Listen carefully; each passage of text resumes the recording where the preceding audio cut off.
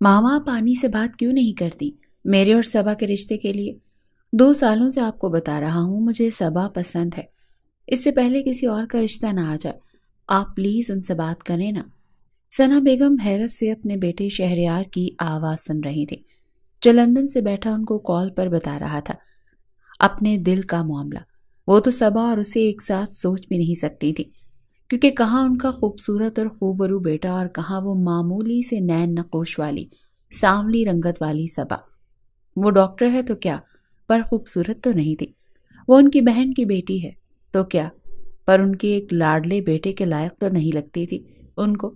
یہ ان کا نظریہ تھا اپنی بھانجی کو لے کر۔ ثنا بیگم کے 4 بچے اپنی خالہ نادیہ کو آنی کہتے تھے۔ ثنا بیگم کے 2 بیٹے اور 2 بیٹیاں تھیں۔ سب سے بڑا بیٹا شہریار اور اس کے بعد اسفندیار، اس کے بعد 2 بیٹیاں جن کا نام تانیہ اور ثانیہ تھا، جبکہ نادیہ کے 3 بچے تھے، بڑا بیٹا سعد اور پھر 2 بیٹیاں ردا اور صبا۔ آنی سے کہیں اب تو میں بھی سیٹل ہو جاؤں گا کچھ وقت میں، وہ ڈاکٹر بن رہی ہے تو کیا میں بھی کم نہیں ہوں؟ تم سے بہتر تو نہیں ہے وہ، ثنا بیگم نے ناگواری سے کہا۔ فون پر شہریار ان کی ناگواری کیا محسوس کرتا، وہ تو بس اپنی کہے جا رہا تھا۔ موقع دیکھ کر بات کروں گی نا، تمہیں پتا ہے نا ان دنوں کی بڑی بہن ردا کے رشتے کی باتیں چل رہی ہیں، تو اس بیچ میں کیسے ایسی بات کروں؟ ردا کا رشتہ ہو جائے پھر میں بات کرتی ہوں۔ انہوں نے اپنے طریقے سے ٹالنا چاہا اپنے لاڈلے بیٹے کو، اور ویسے بھی کتنا وقت وہ ٹال سکتی ہیں اپنے بیٹے کو، کچھ نہ کچھ تو ان کو کرنا ہی تھا۔ کچھ دیر اور بات کر کے شہریار نے فون تو رکھ دیا، پر ماں کو عجیب سی بے چینی میں مبتلا کر دیا۔ ثنا بیگم سر پکڑ کر بیٹھ گئی۔ کیسے سمجھاؤں شہریار کو کہ صبا اس کے لائق نہیں؟ اتنی معمولی شکل کی لڑکی ڈاکٹر ہے تو کیا ہوا، میرے ہیرے جیسے بیٹے کے ساتھ تھوڑی سوٹ کرتی ہے۔ ردا کے لیے کہتا تو پھر بھی سوچتی، پر یہ لڑکی بالکل نہیں۔ وہ خود سے ہی باتیں کیے جا رہی تھی۔ مجھے صبا بالکل پسند نہیں ہے اور میں کبھی اپنے بیٹے کے لیے اسے نہیں مانگوں گی۔ اتنی ضدی اور خودسر لڑکی ہے یہ، اور اوپر سے معمولی شکل و صورت۔ ثنا بیگم کے لیے خوبصورتی بہت میٹر کرتی تھی۔ ان کے 3 بچے بے انتہا خوبصورت تھے، پر اسفندیار ان سے کچھ کم تھا۔ اسفند کی سرخ اور سفید رنگت نہیں تھی، گندمی رنگت اور معمولی نین نقش۔ وہ بالکل اپنے باپ پر گیا تھا۔ ثنا بیگم کے لیے حسن بہت معنی رکھتا تھا۔ صبا کوئی معمولی لڑکی نہیں تھی، بلکہ پڑھی لکھی ایک doctor, government job first attempt میں مل گئی تھی۔ وہ ایک سمجھدار لڑکی تھی۔ بس ایک بات جو اسے اپنے خاندان سے الگ رکھتی تھی وہ تھا اس کا کم حسین ہونا، اور اس پر اس کا کانفیڈنٹ ہونا کہ وہ جیسی ہے اس میں خوش ہے۔ اسے کبھی اس بات کا کمپلیکس نہیں تھا کہ اس کی رنگت دبتی ہوئی ہے اس کے دوسرے بھائی بہن اور کزنز کی بنسبت۔ ثنا بیگم کو وہ کبھی اتنی خاص کوئی پسند نہیں تھی، پر اصل نفرت تب ہوئی جب ایک دن وہ اپنی بہن کے گھر تھی اور وہاں کچھ مہمان آئے ہوئے تھے۔ مہمان ڈرائنگ روم میں تھے اور وہ لاؤنج میں کھڑی تھی۔ اس کی نظر ثواب اور بڑی جو بے پرواہ ہو کر تھوڑے بکھرے بالوں کے ساتھ ڈرائنگ روم کی طرف بڑھ رہی تھی، کیونکہ اس کے چچا آئے ہوئے تھے۔ وہ ان کو سلام کرنے جا رہی تھی تو بے ساختہ ثنا بیگم نے اسے روک کر کہا، جاؤ پہلے اپنا حلیہ درست کر کے آؤ، پھر جا کر ملنا۔ ان دنوں اس کا میڈیکل کا انٹری ٹیسٹ کا ایگزام نزدیک تھا، تو زیادہ تر پڑھائی میں مصروف رہتی تھی اور اپنے حلیے سے بھی لاپرواہ ہو گئی تھی۔ وہ اپنی خالہ کی بات سن کر اپنے بالوں کو ٹھیک کرتی، سر پر دوپٹہ لے کر اندر کی طرف بڑھنے لگی تو ثنا بیگم ناگواری سے بولی، جاؤ جا کر کپڑے بدل کر آؤ، یہ مس میچ کپڑے پہننے ہیں، کسی سے ملنے کی ضرورت نہیں، جاؤ اپنا حلیہ درست کرو۔ اب کے صبا کو شدید برا لگا ان کا ناگواری بھرا انداز، اسی لیے وہ منہ بنا کر ان کی بات کو اگنور کرتی ہوئی آگے بڑھ گئی اور ڈرائنگ روم میں جا کر اپنے چچا چچی کے پاس سلام دعا کرنے کے بعد بیٹھی باتیں کرتی رہی۔ وہ جو چند منٹ کے لیے آئی تھی سلام کرنے، وہ کافی دیر بیٹھ گئی، وہ بھی مزے سے ان سے باتیں کر رہے تھے۔ ثنا بیگم جن کو ہمیشہ سب نے عزت دی اور ان کی ہر بات کو اہمیت دی، یوں چھٹانگ بھر کی لڑکی نے ان کو اگنور کر کے اپنی منمانی کی۔ یہ بات ان کے دل میں گھر کر گئی اور پھر کبھی وہ اس سے سیدھے منہ بات نہ کرتی۔ صبا تو بھول گئی یہ بات، پر ثنا بیگم نے کبھی اس بات کو بھلایا نہیں۔ یوں ایک انچاہی لڑکی تھی صبا ان کے لیے۔ اب یوں ان کے بیٹے کا کہنا ہے کہ وہ اس کے سوا کسی کو سوچ نہیں سکتا۔ ابھی اس بات کو کچھ ہی دن ہوئے تھے کہ انہیں پتہ چلا تانیہ سعد کو پسند کرتی ہے اور اسی سے شادی کرنا چاہتی ہے۔ انہیں اس رشتے پر کوئی اعتراض نہیں تھا۔ مجھے اعتراض نہیں، تم سعد سے کہو رشتے کے لیے بھیجے اپنے ماں باپ کو، مجھے کوئی اعتراض نہیں ہے، اور نہ ہی تمہارے بابا کریں گے۔ ثنا بیگم نے کہا اپنی بیٹی تانیہ سے، جو ان کے بھانجے سعد کو پسند کرتی ہے۔ ماما سعد نہیں آئے گا رشتے کی بات کرنے جب تک اس کی دونوں بہنوں کی کہیں بات پکی نہ ہو جائے۔ ردا آپی کی تو بات چل رہی ہے، بس اب صبا کی کہیں بات پکی نہیں ہو جاتی تب تک سعد خالہ کو نہیں بتائیں گے، تانیہ نے کہا، جس پر وہ بولی تو ویٹ کرتے ہیں صبا کا کہیں رشتہ پکا ہو جائے۔ صبا اور تانیہ میں صرف 6 مہینے کا فرق تھا۔ تانیہ 6 مہینے بڑی تھی جبکہ صبا چھوٹی۔ ایک طرف تانیہ نے تو اپنی ماں کو بتا دیا کہ وہ سعد کو پسند کرتی ہے، پر دوسری طرف سعد چاہ کر بھی اپنے ماں باپ کو بتا نہیں پا رہا تھا کہ وہ تانیہ کو پسند کرتا ہے۔ حالانکہ ایسا نہیں تھا کہ سعد کے ماں باپ کنزرویٹو تھے یا وہ بچوں کو اس قسم کی آزادی نہیں دیتے تھے۔ رشید صاحب نے ہمیشہ اپنے بچوں کو ہر بات کہنے کی آزادی دی تھی، بس یہاں بات تھی تو اصول کی تھی۔ رشید صاحب نے ہمیشہ سعد کو یہی سمجھایا اور سکھایا تھا کہ وہ 2 چھوٹی بہنوں کا اکلوتا بڑا بھائی ہے، اسی لیے پہلے اس کی بہنوں کے رشتے ہوں گے، پھر اس کا ہوگا جو ہوگا اس کی پسند سے پوچھ کر ہی۔ اس لیے سعد کی ہمت ہی نہیں ہو رہی تھی اپنے پیرنٹس کو بتانے کی۔ ویسے بھی تانیہ کی کہیں بات بھی نہیں چل رہی تھی کہ کوئی پریشانی یا فکر ہو، اسی لیے وہ انتظار کر سکتا تھا کہ جب تک اس کی بہنوں کے رشتے نہیں ہو جاتے۔ ابھی تو صرف ردا کی بات چل رہی تھی تو کیسے وہ خود بات کرتا، ابھی صبا کے بعد ہی اس نے سوچنا تھا اپنا۔ اتنی سی بات نے اس کے منہ کو تالا لگا دیا تھا۔ وہ نہیں چاہتا تھا کہ کبھی اس کے ماں باپ کہیں کہ بہنوں سے پہلے اس نے اپنے رشتے کا سوچ لیا۔ اسے نہیں پتا تھا کہ اس کی چپ کا اسے ان قریب کتنا بڑا نقصان ہونے والا ہے۔ ردا کا رشتہ چٹ منگنی پٹ بیاوالا ہوا۔ تانیہ اور سعد کی محبت دن بدن ایک دوسرے کے لیے بڑھتی جا رہی تھی، اور ثنا بیگم سب دیکھ رہی تھی، وہ بھی خاموشی سے۔ دوسری طرف شہریار نے بھی پریشان کیا ہوا تھا ثنا بیگم کو۔ ہمیشہ سے شہریار کی عادت تھی ہر بات صرف اپنی ماں سے شیئر کرتا تھا، کبھی اپنے باپ کو نہیں بتاتا تھا۔ سبحان صاحب نے اپنے سارے معاملات ثنا بیگم کے حوالے کر رکھے تھے، کیونکہ وہ ہمیشہ ہر مسئلہ بہتر طریقے سے ہینڈل کرتی تھی، اور جہاں تک بیٹے بیٹیوں کے رشتوں کے معاملات تھے وہ بھی اب تک ثنا بیگم کے ہاتھ میں ہی تھے۔ ردا کی شادی میں تانیہ نے بڑھ چڑھ کر حصہ لیا تاکہ وہ اپنی خالہ کے دل میں اپنے لیے مقام بنا سکے، اور سعد بھی اس کی ان کوششوں سے خوش تھا۔ ان کی محبت پروان چڑھ رہی تھی ان دنوں۔ ردا کی شادی میں ہی ان کی چاچی ساس کو صبا بہت پسند آ گئی، اور سعد بھی انہیں اچھا لگا۔ ردا کے ولیمے کے دن انہوں نے رشتہ مانگ لیا، صبا کا اور سعد کا اپنے بیٹے اور بیٹی کے لیے، مطلب وٹے سٹے کا رشتہ جوڑنے کے لیے۔ رشید صاحب کو وٹے سٹے پر تو اعتراض تھا۔ لڑکا کنسلٹنٹ تھا، کنسلٹنٹ بہروز، امریکہ میں سیٹل تھا۔ ایسے رشتے کو انکار کرنا کوئی کفران نعمت ہی تھا، اسی لیے انہوں نے وٹے سٹے کا سوچنا شروع کر دیا۔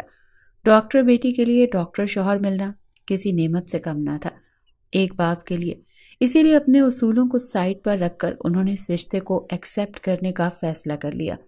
آخرکار کافی سوچنے کے بعد انہوں نے اپنے بیٹے سے بات کرنے کا فیصلہ کیا، اور جب انہوں نے سعد کو بتایا تو سعد ان کو کچھ بھی کہہ نہ سکا۔ اتنا بہترین رشتہ کون اپنی بہن کے لیے نہیں چاہتا، تو سعد بھی سوچنے پر مجبور ہو گیا۔ ڈاکٹر بہروز سے بات کرنے کے بعد تو سعد بالکل چپ ہو گیا، کیونکہ ڈاکٹر بہروز ایک بہترین انتخاب لگے صبا کے لیے۔ ایک بھائی کی نظر سے سعد چاہ کر بھی انکار نہ کر سکا، اور اپنی محبت سے دستبردار ہونے کے لیے تیار ہو گیا۔ اگلے دن سعد تانیہ سے ملا اور اس سے معذرت کر لی اور کہا، اگر ہو سکے تانیہ تو مجھے معاف کر دینا، میں چاہ کر بھی انکار نہیں کر پاؤں گا۔ سعد ایک بہترین بھائی ہے، یہ ثابت کر دیا تھا اس نے۔ اسے خود سے زیادہ اپنی بہن کی فکر تھی۔ تانیہ کے آنسو بھی اس کا دل نہ پگھلا سکے۔ اس نے اسے سب کچھ یاد دلانا چاہا، اور اس نے کسی طرف دھیان نہیں دیا اور ایک ہی بات پر ڈٹا رہا۔ تانیہ نے اپنی محبت کے بہت واسطے دیے، پر سعد کی نہ ہاں میں نہ بدلی۔ آخرکار وہ روتے ہوئے وہاں سے چلی گئی۔ تانیہ اداس سی گھر میں داخل ہوئی، اپنی ماں کے گلے لگ کر بے انتہا روئی تھی، اور اپنی ماں کو سب بتایا۔ ماما، سعد نے رشتے کے لیے ہاں کر دی ہے، اور آپ نے کچھ بھی نہیں کیا۔ اس نے اپنی ماں سے شکوہ کیا۔ تو کیا سعد اپنے ماں باپ کو کچھ نہیں بتا رہا؟ انہوں نے پوچھا۔ اس نے ساری بات اپنی ماں کو بتا دی جو سعد نے اس سے کی تھی۔ سعد اپنی بہن کا سوچ رہا تھا اور اپنے ماں باپ کا اتنا خیال کر رہا ہے، اور ایک تم ہو جو اپنی ماں سے بدتمیزی کر رہی ہو اس سعد کے لیے۔ وہ غصے سے بولی تھی۔ جواب میں اس نے پرسکون ہو کر کہا، سعد کی مرضی جو کرے، اور میں اس کے بغیر نہیں رہ سکتی، اور آپ وہی کریں گے جو میرے لیے میرے حق میں بہتر ہوگا۔ سعد کو کیوں دیکھ رہی ہیں؟ مجھے دیکھیں، اور میری خوشی دیکھنی چاہیے آپ کو۔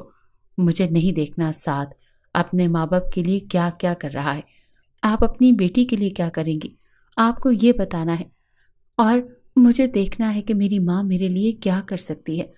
انہوں نے بے چینی سے پہلو بدلا اپنی بیٹی کی بات پر، اور سوچا کہ میری اولاد ہی نالائق ہے، ضرور میری پرورش میں کوئی کمی رہ گئی ہوگی، تبھی میری اولاد مجھ سے ایسے بات کر رہی ہے۔ ایک طرف شہریار اور دوسری طرف تانیہ، دونوں نے ان کو پریشان کر دیا تھا۔ وہ سر پکڑ کر بیٹھ گئی۔ تانیہ نے روتے ہوئے کہا، اگر مجھے ساتھ نہ ملا تو خدا کی قسم امی، میں اپنی جان لے لوں گی، میں زہر کھا لوں گی۔ میں کسی اور کو اپنے ساتھ کبھی سوچ بھی نہیں سکتی سوائے ساتھ کے۔ بکواس بند کرو اپنی۔ اگر اتنی محبت ساتھ کو تمہارے ساتھ ہوتی تو یہ نہ کرتا، اور یہ دھمکیاں اسے دیتی تاکہ اپنے ماں باپ کو لے کر آتا، نہ کہ یہاں بیٹھ کر مجھے شرمندہ کرتی۔ تم جیسی اولادیں ثابت کرتی ہیں کہ ضرور ماں نے تربیت اچھی نہیں کی، اور واقعی میری تربیت میں کمی رہ گئی ہوگی۔ تانیہ، مجھے افسوس رہے گا کہ میں تمہاری تربیت صحیح سے نہ کر سکی۔ نادیہ کی تربیت اچھی ہے، تبھی تو اس کی اولاد اتنی لائق نکلی ہے، اور میری اولاد نالائق ہے۔ ثنا بیگم کو دونوں بچوں نے افسوس میں ڈال دیا تھا، اور وہ نہیں چاہتی تھی کہ ان کی بیٹی کی خوشی ادھوری رہے، پر صبا انہیں کسی صورت شہریار کے لیے قبول نہیں تھی۔ سبحان صاحب تو اپنے بچوں کی طرف سے بے فکر ہو گئے تھے، ہر ذمہ داری ثنا بیگم پر ڈال دی تھی، اسی لیے ان کو اس سارے قصے میں کسی چیز کی کوئی خبر نہیں تھی۔ اگلے دن ثنا بیگم ملنے گئیں اپنی بہن کے گھر۔ کل رات سارے فیصلے کر چکی تھی کہ انہیں کیا کرنا ہے آگے۔ نادیہ بیگم بے انتہا خوش ہوئیں اپنی بہن کو دیکھ کر۔ مل ملانے کے بعد دونوں آ کر صوفوں پر بیٹھ گئی۔ اس سے پہلے دونوں بہنوں میں کوئی بات ہوتی، رشید صاحب بھی وہیں آ گئے ثنا کو دیکھ کر۔ سلام دعا ہوئی، اور ان کے بیچ تھوڑی بہت فارمل باتوں کے بعد خود ہی نادیہ بیگم نے بتایا کہ صبا اور سعد کے لیے جو رشتہ آیا ہے، اور بتایا کہ صبا اور سعد کو کوئی اعتراض نہیں ہے، اور عنقریب وہ ہاں کہنے والے ہیں ان لوگوں کو۔ ثنا بیگم نے پہلو بدلا، آخر کو انہیں بات تو کہیں سے شروع کرنی تھی، اور انہوں نے گلا تر کرتے ہوئے کہا، میں تو کچھ اور ہی سوچ کر آئی تھی، اور آپ لوگ تو دوسری بات لے کر بیٹھ گئے۔ کیا مطلب آپا؟ میں سمجھا نہیں۔ رشید صاحب اور نادیہ بیگم نے ایک دوسرے کو دیکھا، اور رشید صاحب نے کہا، میں تو یہاں اپنے اسفند کے لیے صبا کا رشتہ چاہ رہی تھی کہ بدلے میں تانیہ اور سعد کا رشتہ ہو جائے، ایسا سوچ کر آئی تھی، مجھے کیا پتا تھا، پر تو پہلے سے ہی سب کچھ طے ہو گیا ہے۔ ثنا بیگم نے نم آنکھوں کو صاف کرتے ہوئے کہا، سچ آپا؟ پر آپ نے تو پہلے کبھی کوئی ایسا اشارہ ہی نہیں دیا، اور نہ کبھی کہا۔ نادیہ بیگم نے رشید صاحب کو دیکھتے ہوئے کہا، کیسے کہتی، تم بتاؤ؟ میں نے سمجھا میرے اپنے ہیں، جلد یا دیر ہم آپس میں جڑیں گے، مجھ سے تو آنے میں دیر ہو گئی۔ کوئی بات نہیں، ابھی وقت نہیں گیا، میری جھولی میں میری خوشیاں ڈال دو تم دونوں۔ وہ بڑے مان سے بولی تھی۔ نادیہ بیگم اور رشید صاحب تو سوچ میں ہی پڑ گئے تھے۔ ان دونوں کو سوچ میں ڈوبا دیکھ کر وہ دوبارہ بولی، آپ سوچ کر بتا سکتے ہیں، اگر آپ کو مناسب لگے تو۔ میرا اسفند بہت چاہتا ہے صبا کو، اور اس کا بہت خیال رکھے گا۔ کچھ لمحوں کی خاموشی کے بعد ایک لمبی سانس کھینچ کر وہ دوبارہ بولی کہ اپنے تو پھر بھی اپنے ہی ہوتے ہیں، غیر کبھی اپنوں کی جگہ نہیں لے سکتے۔ میں اپنے دونوں بچوں کا رشتہ آپ لوگوں کے ساتھ جوڑنا چاہتی ہوں، میں اپنی بہن کے ساتھ جوڑنا چاہتی ہوں۔ اگر آپ کو اسفند کمتر لگے صبا کے لیے تو میں آپ کی خوشی کے لیے شہریار کا بھی رشتہ ڈالنے کو تیار ہوں، پر میں اپنی بہن کے ساتھ جڑنا چاہتی ہوں۔ شہریار کو میں کسی بھی طرح منا لوں گی، بس میں جڑنا چاہتی ہوں اپنی بہن کے ساتھ۔ انہوں نے اس قدر محبت سے لبریز لہجے میں کہا کہ نادیہ اور رشید بہت کچھ سوچنے پر مجبور ہو گئے۔ کتنے لمحے چپ چاپ گزر گئے، کوئی کسی سے کچھ نہیں کہہ رہا تھا۔ ثنا بیگم نے اپنے چہرے پر دکھ اور اذیت کے تاثرات تھے، اور بڑی آس سے رشید صاحب کو دیکھ رہی تھی، پر کچھ کہہ نہیں رہی تھی۔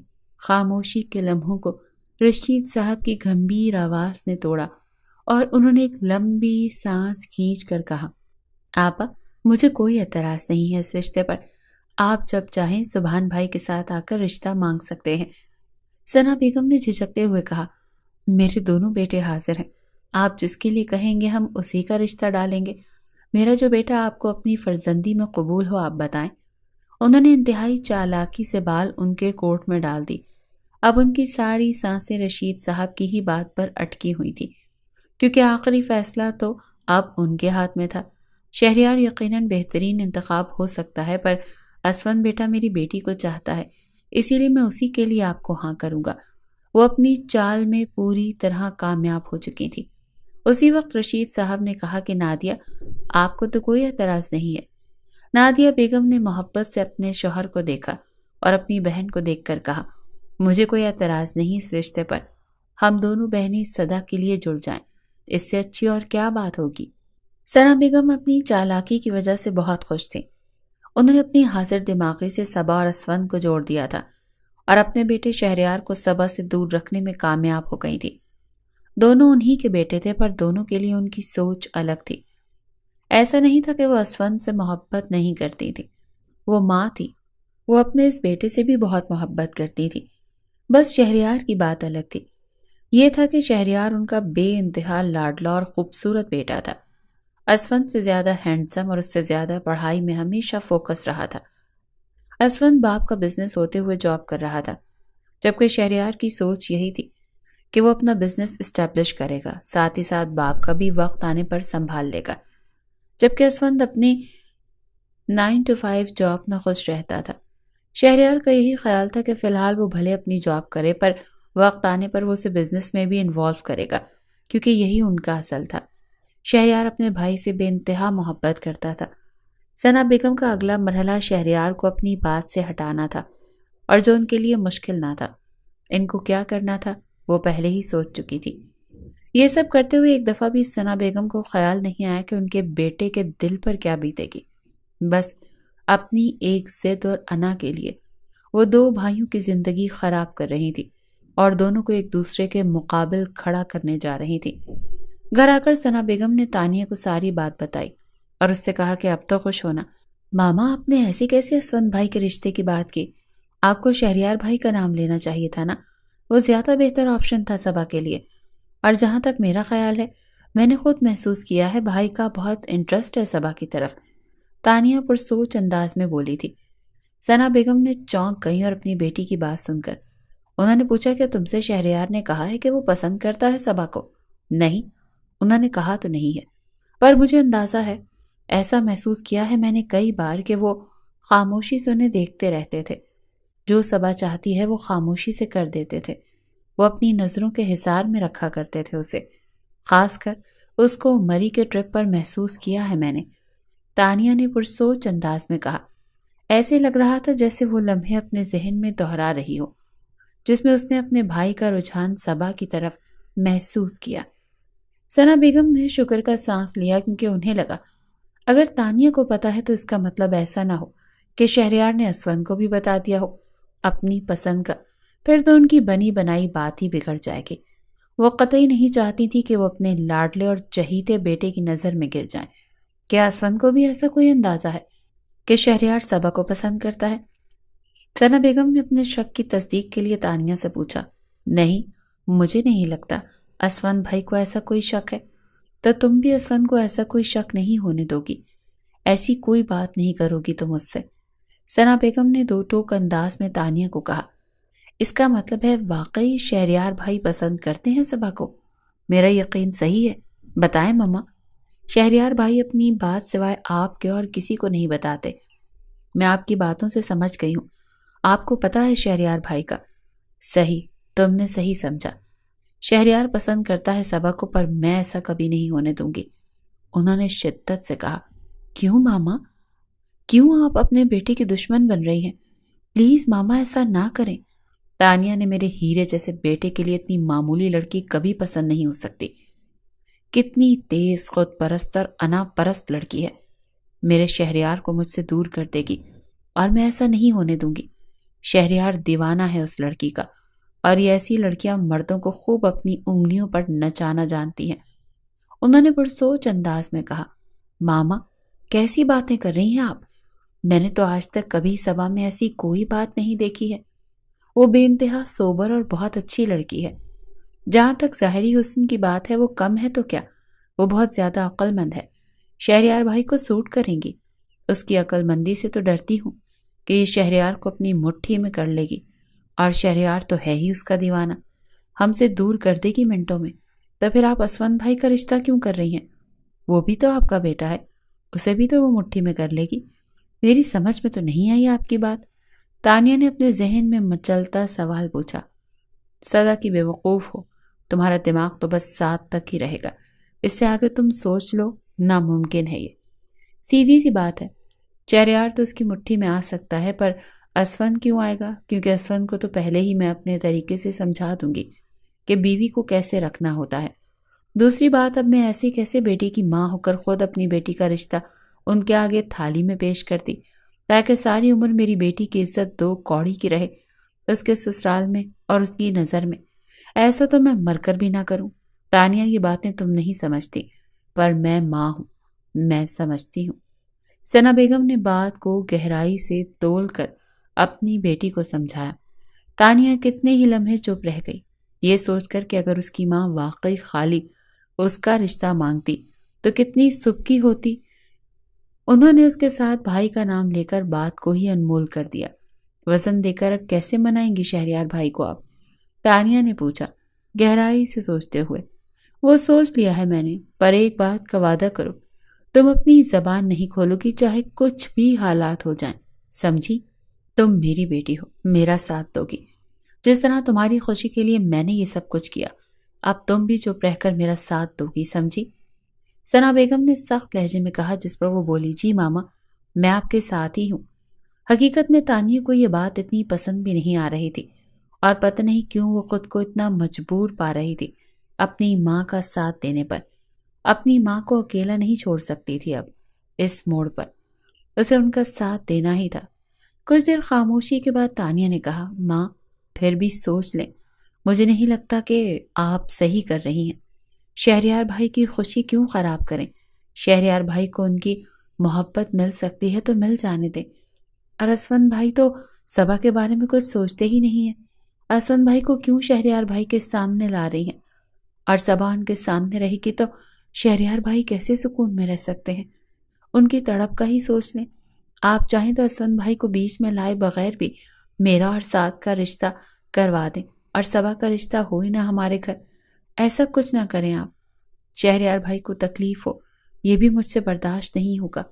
ایسا نہیں ہو سکتا اب ان حالات میں، حالات ایسے بن گئے ہیں۔ ثنا بیگم نے اسے تفصیل سے سمجھایا، یہ کہہ کر، نہیں میری جان، اب یہ ممکن نہیں، ورنہ میں خود کہاں صبا کو اپنی بہو بنانا چاہتی ہوں، پر اب مجبوری ہے، بنانا ہی پڑے گا، کیونکہ وہاں وٹے سٹے میں رشتہ ہو رہا تھا۔ اگر میں وٹا سٹا نہ مانگتی تو رشید بھائی قطعی نہ مانتے۔ ماما آپ سب کچھ کر سکتی ہیں، تانیہ نے یقین سے کہا، بس تم ایک کام کرو، اب چپ رہنا، جیسے میں جو کرتی جاتی ہوں خاموشی سے دیکھتی رہنا، اور کسی بات سے کچھ بھی مت کہنا۔ ثنا بیگم نے اس کی بات کو انسنا کر کے اپنی کہی تھی۔ تانیہ سمجھ چکی تھی کہ اب اپنی ماں کو اس بات سے ہٹانا ناممکن ہے، جو وہ سوچ چکی ہیں وہی کر کے رہیں گی۔ ایسا نہ ہو میرے کچھ کرنے سے میرا بھی رشتہ خراب ہو جائے، میرا چپ رہنا ہی بہتر ہے، اور جو ماں کرتی رہیں گی اس میں کچھ نہیں بولوں گی۔ تانیہ سوچ کر مطمئن ہو کر اپنے کمرے کی طرف بڑھ گئی۔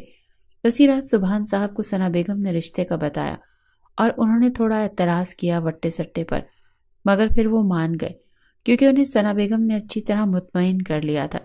گھر کے سارے میٹرز ہمیشہ سے وہ اچھی طرح سے ہینڈل کرتی آ رہی تھی، اور اسی لیے سبحان صاحب کو گھر کی طرف سے اطمینان رہتا تھا، اور وہ مطمئن رہتے ان کے ہر فیصلے سے۔ اگلے دن انہوں نے اسون کو مطمئن کرنے کے لیے یہ سمجھایا کہ انہوں نے اس کی جھوٹی محبت کی بات اس لیے کی تاکہ سعد اور تانیہ کا رشتہ ہو سکے۔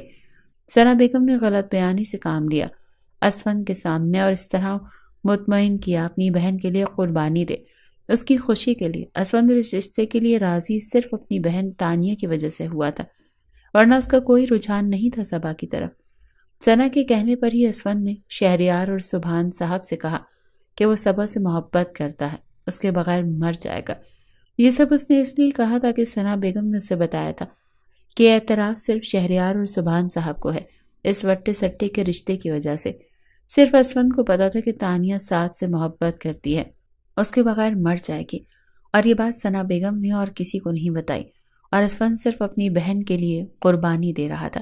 دوسری طرف اگلی رات کال پر بات کرتے ہوئے ثنا بیگم شہریار سے کچھ یوں کہہ رہی تھی: شہریار بیٹا، میں نے سوچ لیا ہے کہ میں تمہارا اور تانیہ کا رشتہ لے کر جاؤں اپنی بہن کے گھر۔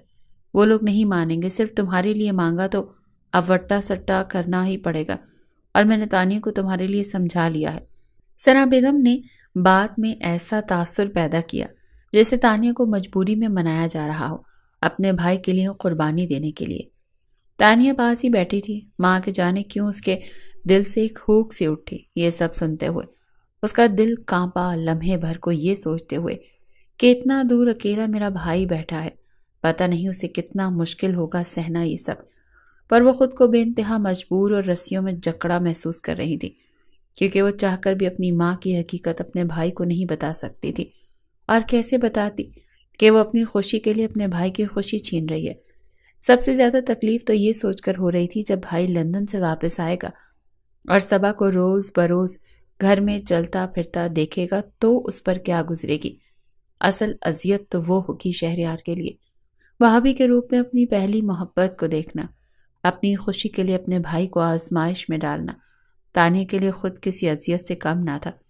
اپنی ماں کی بات سن کر اچانک شہریار نے کہا: ماما، آپ میری جگہ اسفند کا رشتہ لے کر جائیں صبا کے لیے۔ اتنا کہہ کر وہ اپنی سانسیں روک گیا، کیونکہ اس سے بڑا کوئی درد تھا ہی نہیں اس کے لیے۔ یہ کیا کہہ رہے ہو بیٹا؟ ایسا کیسے ہو سکتا تھا؟ ثنا بیگم نے اپنی آواز میں دکھ سما کر کہا، جبکہ اندر سے وہ خوش تھی کہ آخرکار وہ اسے صبا سے دور کرنے میں کامیاب ہو گئی۔ یہ ان کی جیت ہی تو تھی کہ وہ خود اپنی زبان سے اسفند اور صبا کے رشتے کی بات کر رہا تھا۔ ماما، آج کے بعد آپ اس کا ذکر نہیں کریں گی کسی سے بھی، اور ویسے بھی میرے لیے سب سے بڑھ کر اپنے بھائی کی خوشی ہے۔ بھائی کی خوشی سے بڑھ کر میرے لیے کچھ بھی نہیں ہے۔ آپ بھول جائیں کہ میں نے کبھی آپ سے کہا تھا کہ مجھے صبا پسند بھی ہے۔ اور تھوڑی دیر ٹھہرنے کے بعد اس نے کہا: آج کے بعد آپ کسی سے میرا ذکر نہیں کریں گی۔ میری محبت کے گواہ اللہ اور آپ ہیں۔ آپ اسفند کو نہیں بتائیں گی کچھ بھی۔ میں اپنے بھائی کے لیے بہت خوش ہوں۔ وہ کس قدر دکھ، درد اور اذیت میں ضبط کرتا ہوا کہہ رہا تھا۔ یہ سب کچھ اس کی ماں کو احساس تک نہ تھا۔ انہوں نے کس طرح شہریار کو اس مقام پر لائی تھی جو وہ خود اپنی محبت سے اپنے ہاتھوں دستبردار ہو رہا تھا۔ ثنا بیگم واقعی بے رحمی کی انتہا پر تھی۔ انہیں کیا پتا کتنے گھنٹے وہ کون کون سی سڑک پر اکیلا روتا رہا اپنی محبت کا ماتم کرتے ہوئے، پھر کتنے دن بیمار رہا، وہ بے خبر رہی۔ ثنا بیگم کو تو صرف اپنی خوشی نظر آ رہی تھی، جیسا وہ چاہ رہی تھی سب کچھ ویسا ہو رہا تھا، پر اس میں ایک شخص تھا جو تڑپ رہا تھا، رو رہا تھا، اور یہ عورت دعوے دار تھی کہ وہ سب سے زیادہ اپنے اسی بیٹے سے محبت کرتی ہے۔ کیا محبت اتنی خود غرض ہو سکتی ہے؟ وہ بھی ایک ماں کی محبت؟ بے شک وہ خود غرضی کی انتہا پر تھی۔ 2 مہینوں میں اسفند اور صبا، سعد اور تانیہ کی منگنی ہو گئی، اور 1 مہینے کے بعد شادی کی تاریخ فکس ہوئی تھی۔ مایوں مہندی کے بعد اگلے دن رات کو پہلے سعد اور تانیہ کا نکاح ہوا اور پھر اسفند اور صبا کا۔ صبا ملک ولد رشید ملک، آپ کا نکاح اسفند یار ملک ولد سبحان ملک سے کیا جاتا ہے۔ سکہ راج الوقت، 5 لاکھ حق مہر، قبول ہے آپ کو؟ ٹوٹ کے بکھرنا کیا ہوتا ہے آج اس نے جانا۔ ماں باپ کا مان بیٹی ہی رکھتی ہے، قبول ہے؟ دوبارہ پوچھنے پر قبول ہے، دوبارہ پوچھنے پر قبول ہے۔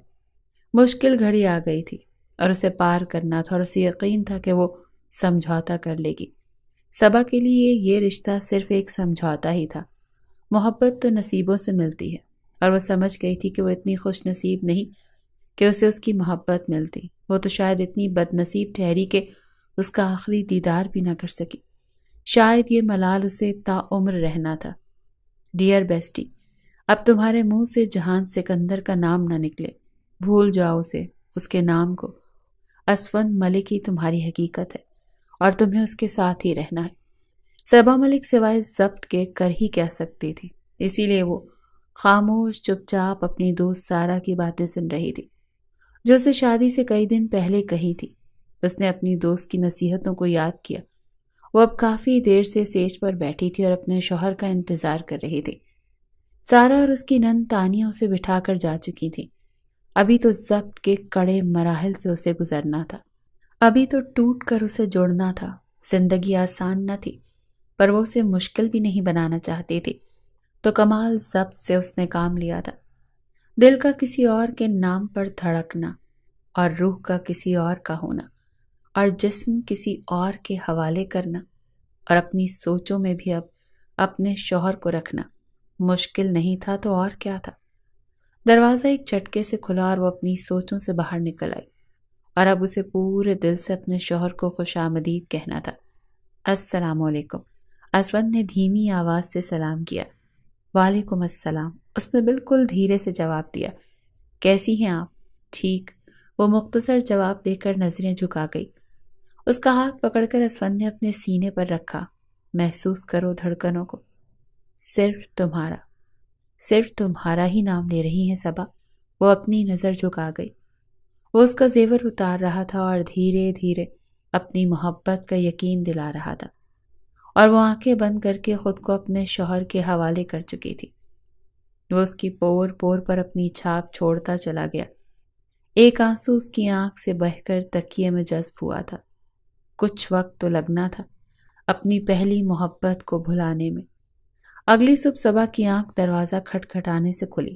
اس نے گھڑی کی طرف دیکھا، دن کے 12 بج رہے تھے، اور وہ حیران بھی اتنی دیر تک کہ وہ سوتے رہے۔ نارملی صبح کو 8 بجے یا 9 بجے اٹھ جاتی تھی وہ۔ پھر فریش ہونے کے بعد واش روم کی طرف بڑھ گئی۔ اسے مناسب نہیں لگ رہا تھا دروازہ کھولنا، اور ویسے بھی جس نے بجایا تھا وہ تو بجا کر واپس چلا گیا تھا۔ الماری کے پاس رک کر اس نے اپنے لیے ایک سمپل سوٹ نکالا اور واش روم کی جانب بڑھ گئی۔ آدھے گھنٹے کے بعد وہ باہر آئی تو اس نے دیکھا کہ اسود اپنی چھوٹی بہن تانیہ کے ساتھ باتیں کر رہا تھا۔ ارے بھابھی، یہ کیا؟ آپ نے سمپل سوٹ پہنا ہے؟ شادی کا پہلا دن ہے، آپ کو تو کوئی ہیوی سا ڈیزائنر سوٹ پہننا چاہیے، ثانیہ نے چہکتے ہوئے کہا۔ اسے اپنی پیاری سی کزن بھابھی کے روپ میں بہت پسند تھی۔ میں تو سمپل سوٹ پہنتی ہوں، تمہیں بتا دو کون سا پہنوں، جو نکالو گی وہ پہن لوں گی، صبا نے سادگی سے کہا۔ وہ تھی اتنی سادہ نیچر کی، کسی کی بات کا برا نہیں مانتی تھی۔ ثانیہ الماری کی طرف بڑھ گئی تاکہ سوٹ نکال سکے، اور اس سے پہلے کہ ثنا بیگم آ گئی تھی روم میں، انہوں نے کہا، بیٹا ثانیہ، تم کوئی سوٹ نہ نکالو، تمہاری بھابھی کو خود اپنی پسند سے نکال لیں گی، اور یہ مناسب نہیں لگتا کہ وہ تمہاری چوائس کا ڈریس پہنے۔ ثانیہ رکی اور ان کی بات سن کر اسی وقت جلدی سے صبا نے کہا، نہیں، میں تمہاری چوائس کا ہی سوٹ پہن لوں گی۔ اسود نے بھی یہی بات کہی۔ ثانیہ سوٹ پسند کرنے لگی اور اسی وقت صبا کی ساس نے کہا، بیٹا شام کو ہمیں تانیہ کے یہاں چلنا ہے۔ اسود واش روم چلا گیا اور پیچھے اس کا موبائل بجنے لگا تو تانیہ نے کال اٹھا لی، کیونکہ اسود تو واش روم چلا گیا تھا۔ بھائی کی کال، واو، بھائی کی کال، ضرور بھابھی کے لیے ہوگی، آخر شادی کی مبارکباد جو دینی ہوگی۔ اس کا اشارہ شہریار کی کال کی طرف تھا۔ ثانیہ نے چہک کر کہا۔ ثنا بیگم نے اپنی بیٹی کو گھورا اور جلدی سے اس کے ہاتھ سے موبائل لے کر کہا، لاؤ مجھے دو، میں بات کرتی ہوں اپنے بیٹے سے۔ ثانیہ حیرت سے انہیں دیکھنے لگی، جبکہ صبا اسود کے کپڑے نکالنے لگی جو واش روم جاتے ہوئے اسے کہہ کے گیا تھا نکالنے کو۔ اس کی شادی کو پورے 2 ہفتے ہو چکے تھے اور ان 2 ہفتوں نے ساری دعوتیں اٹینڈ کی تھی رشتہ داروں کی۔ تم کب سے ڈیوٹی جوائن کر رہی ہو؟ اسود نے لیٹتے ہوئے پوچھا۔ وہ اس کی طرف ہاتھ بڑھا کر اپنے پہلو میں اسے گرا چکا تھا۔ کل سے جانا ہے، صبا نے کہا۔ تم مجھے اب بتا رہی ہو، جبکہ تمہیں تو پہلے ہی مجھے بتا دینا چاہیے تھا۔ یہ بھی میں نے پوچھا ہے تبھی تم نے بتایا، ورنہ تمہیں تو بتانے کی فرصت ہی نہیں۔ صبا، اس طرح کی حرکتیں مجھے نہیں پسند، مجھے ہر بات وقت سے پہلے بتا دیا کرو، نہ کہ میرے پوچھنے پر بتاؤ۔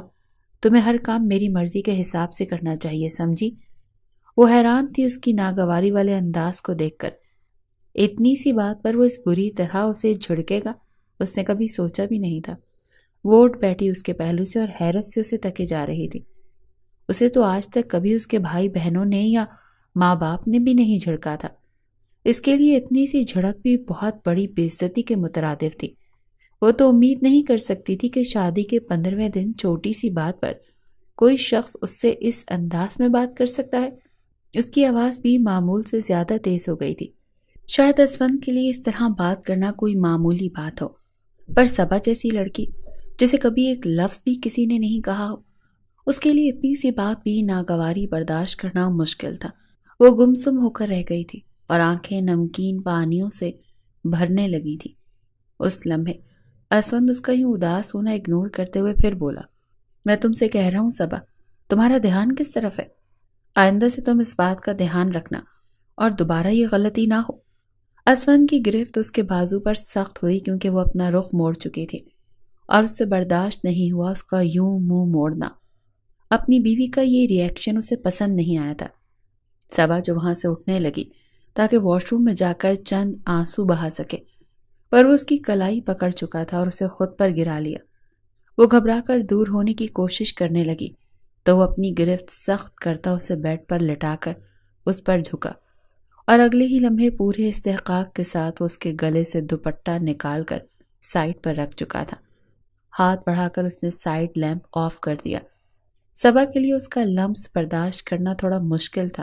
شکر ہے اندھیرے نے اس کی آنکھوں کے آنسوؤں کا بھرم رکھ لیا اور وہ اندر ہی اندر رونے لگی۔ اگلی صبح وہ جلدی اٹھی کیونکہ آج نہ صرف اسے اپنی ڈیوٹی پر جانا تھا بلکہ اسفند کو بھی بھیجنا تھا۔ اتنا اسے اندازہ تھا کہ اسفند تھوڑی سی بھی کمی بیشی برداشت نہیں کرتا۔ وہ ان 5 دنوں میں اچھی طرح محسوس کر چکی تھی اور کل رات تو اسے اچھی طرح سمجھا بھی چکا تھا۔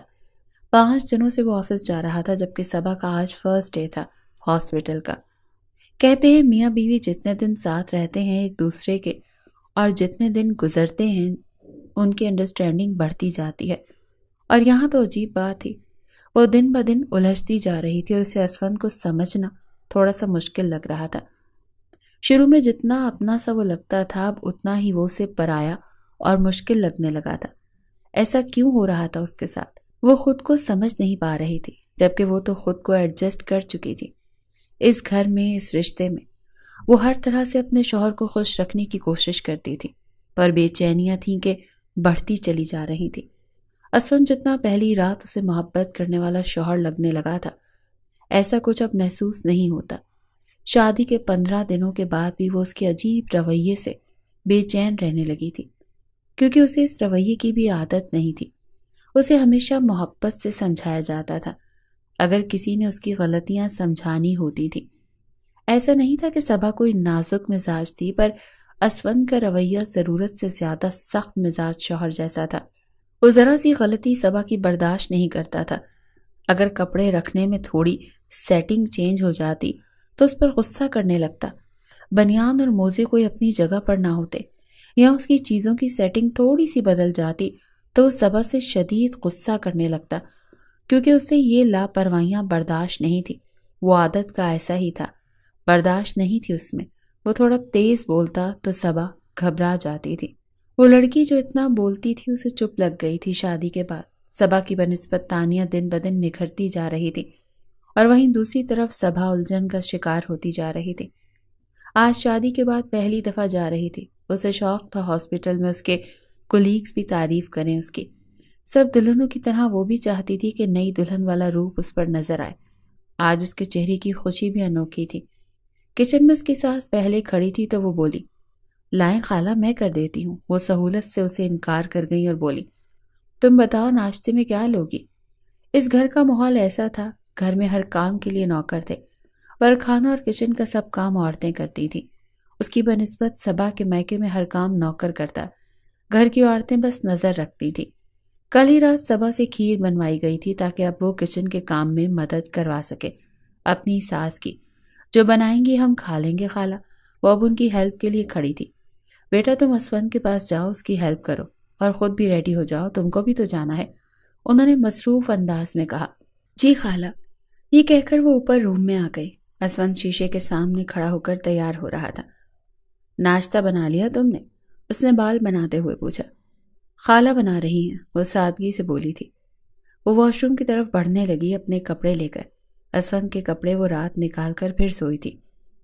یہ کام تمہارا ہے، امی نہ کریں آئندہ، میرے سارے کام تم کرو، کپڑے سے لے کر کھانا اور جوتے پالش رات میں کر دیا کرو، وہ روب سے بولا تھا۔ وہ اسے چند لمحے دیکھتی رہ گئی اور پھر ضبط سے بولی، جی آئندہ کر دوں گی، صبا نے کہا اور واش روم کی طرف بڑھی۔ یار مجھے ریپیٹ کرنا پسند نہیں، اس بات کا خیال رہے، وہ تنبیہی انداز میں بولا، جس پر وہ بولی جی خیال کروں گی۔ اسفند اور اس کی امی ہر معاملے میں ایسے تھے جیسے ان کا کہا آخری ہو، یا ایک دفعہ کے بعد دوسری دفعہ کہنا ان لوگوں کی توہین ہو۔ وہ جلدی جلدی تیار ہو رہی تھی کیونکہ اسے نکلنا تھا ہاسپٹل کے لیے۔ واقعی شادی کے بعد بہت زندگی بدل جاتی ہے۔ وہ جو ہر چیز ہر کام ٹائم پر کرتی تھی، آج ہر کام میں وہ لیٹ ہوتی جا رہی تھی۔ وہ گاڑی میں بیٹھی یہی سوچ رہی تھی کہ کیا زندگی ہوتی جا رہی ہے، ہر وقت کھل کھلانا، زندگی کو انجوائے کرنا، ساری خوابی باتیں رہ گئی ہیں۔ اس نے کلس کر سوچا اور پھر ایک اور سوچ آئی اس کے ذہن میں کہ ازدواجی زندگی واقعی بہت مشکل ہے، اس میں بہت صبر سے کام لینا ہوتا ہے۔ آج امی کی طرف ضرور جاؤں گی، اتنے دن ہو گئے ہیں ان سے ملے ہوئے، اور ویسے بھی کچھ سیکھ بھی لوں گی۔ کیا میں امی کو بتاؤں؟ اسفند کا عجیب رویہ۔ وہ اس قدر اپنی سوچوں میں مگن تھی کہ اسے پتہ ہی نہیں چلا کہ ہاسپٹل پہنچ گیا، اور پتہ تب چلا جب اسفند نے کہا کہاں گم ہو یار؟ ہسپتال پہنچ گئے ہیں، اب تو اترو تاکہ میں بھی جا سکوں اپنے آفس۔ اسفند کی آواز نے اسے سوچوں سے باہر نکالا تو وہ جلدی سے جانے لگی، گاڑی کا دروازہ کھول کر۔ اللہ حافظ جواب میں اس نے بھی کہا اللہ حافظ۔ رکو، اس کے کہنے پر وہ رک گئی۔ جی، وہ جلدی سے پلٹ کر بولی، یہ کیا تم ہر وقت سوچوں میں گم ہو جاتی ہو؟ کوئی مسئلہ ہے کیا؟ گھر پر جو اس طرح کا تمہارا بیہیویئر ہوتا جا رہا ہے، اگر کوئی پرابلم ہے تو مجھے بتاؤ، کیونکہ تم جانتی ہو کہ تمہاری اور میری پرابلمز کا اثر تانیہ اور سعد کی زندگی پر بھی اثر انداز ہو سکتا ہے۔ Hope you can understand this. گاڑی میں ایک لفظ تم نے مجھ سے بات نہیں کی، پورا راستہ تم خاموش رہی، پتہ نہیں کن سوچوں میں گم رہتی ہو۔ اپنی پریشانی مجھے بتایا کرو۔ اس کے لہجے سے پتہ نہیں چل رہا تھا کہ وہ ڈانٹ رہا تھا یا پھر روب سے اپنی بات منوا رہا تھا۔ وہ تو اس کے رویے کو سمجھنے سے ہی قاصر تھی۔ نہیں، ایسی تو کوئی بات نہیں، آپ نے کوئی بات نہیں کی تو میں نے بھی نہیں کی کوئی بات، اور میں کیا سوچوں گی؟ سب کچھ صحیح تو ہے، اس نے اپنی صفائی میں جلدی سے کہا۔ کیا اب میں جاؤں؟ اس نے پوچھا، جس پر وہ بولا ہاں تم جاؤ۔ وہ جلدی سے ہاسپٹل کے گیٹ سے اندر چلی گئی۔ اس نے ایک دفعہ بھی مڑ کر نہیں دیکھا۔ اسفند اسے گھور کر دیکھتا رہا۔ ڈاکٹر صبا فائنلی ہاسپٹل آ ہی گئی۔ کتنا یاد کیا ہم سب نے تم کو، ڈاکٹر سارا نے چہک کر کہا۔ آخر دونوں بچپن کی بیسٹ فرینڈز تھیں اور ایک دوسرے کی رازدار بھی۔ کیسی ہو میری جان؟ اتنا چپ کیوں ہو؟ شادی کے بعد تو لڑکیاں چہکنا شروع ہوتی ہیں اور تم تو الٹا اور زیادہ چپ ہو گئی ہو، کیا بات ہے؟ سارا نے فکر سے کہا تھا، بغور اس کا چہرہ دیکھتے ہوئے، جو نکھرا تو نہیں تھا پر ماتھے کی شکنیں اس کی فکروں کا پتہ دے رہی تھی۔ ذرا سانس تو لینے دو، بتاتی ہوں، بالکل خوش ہوں، مزے میں ہوں۔ اور کچھ؟ سارا اس کی طرف عجیب نظروں سے دیکھتی ہوئی گویا ہوئی۔ کوئی مسئلہ ہے؟ پھر اس کی آنکھوں کی جو روشنی بجھی ہوئی تھی اس نے دیکھی تو اس کا دل کٹ سا گیا۔ کچھ دیر بعد جب وہ دونوں اکیلی تھیں تو سارا سے رہا نہ گیا اور بولی، کیا بات ہے یار، تم ایسی کیوں لگ رہی ہو؟ کوئی پریشانی ہے کیا؟ جہان سکندر بہت یاد آ رہا ہے۔ چپ ہو جاؤ سارا، آج کے بعد کبھی میں جہان سکندر کا نام تمہاری زبان سے نہ سنوں۔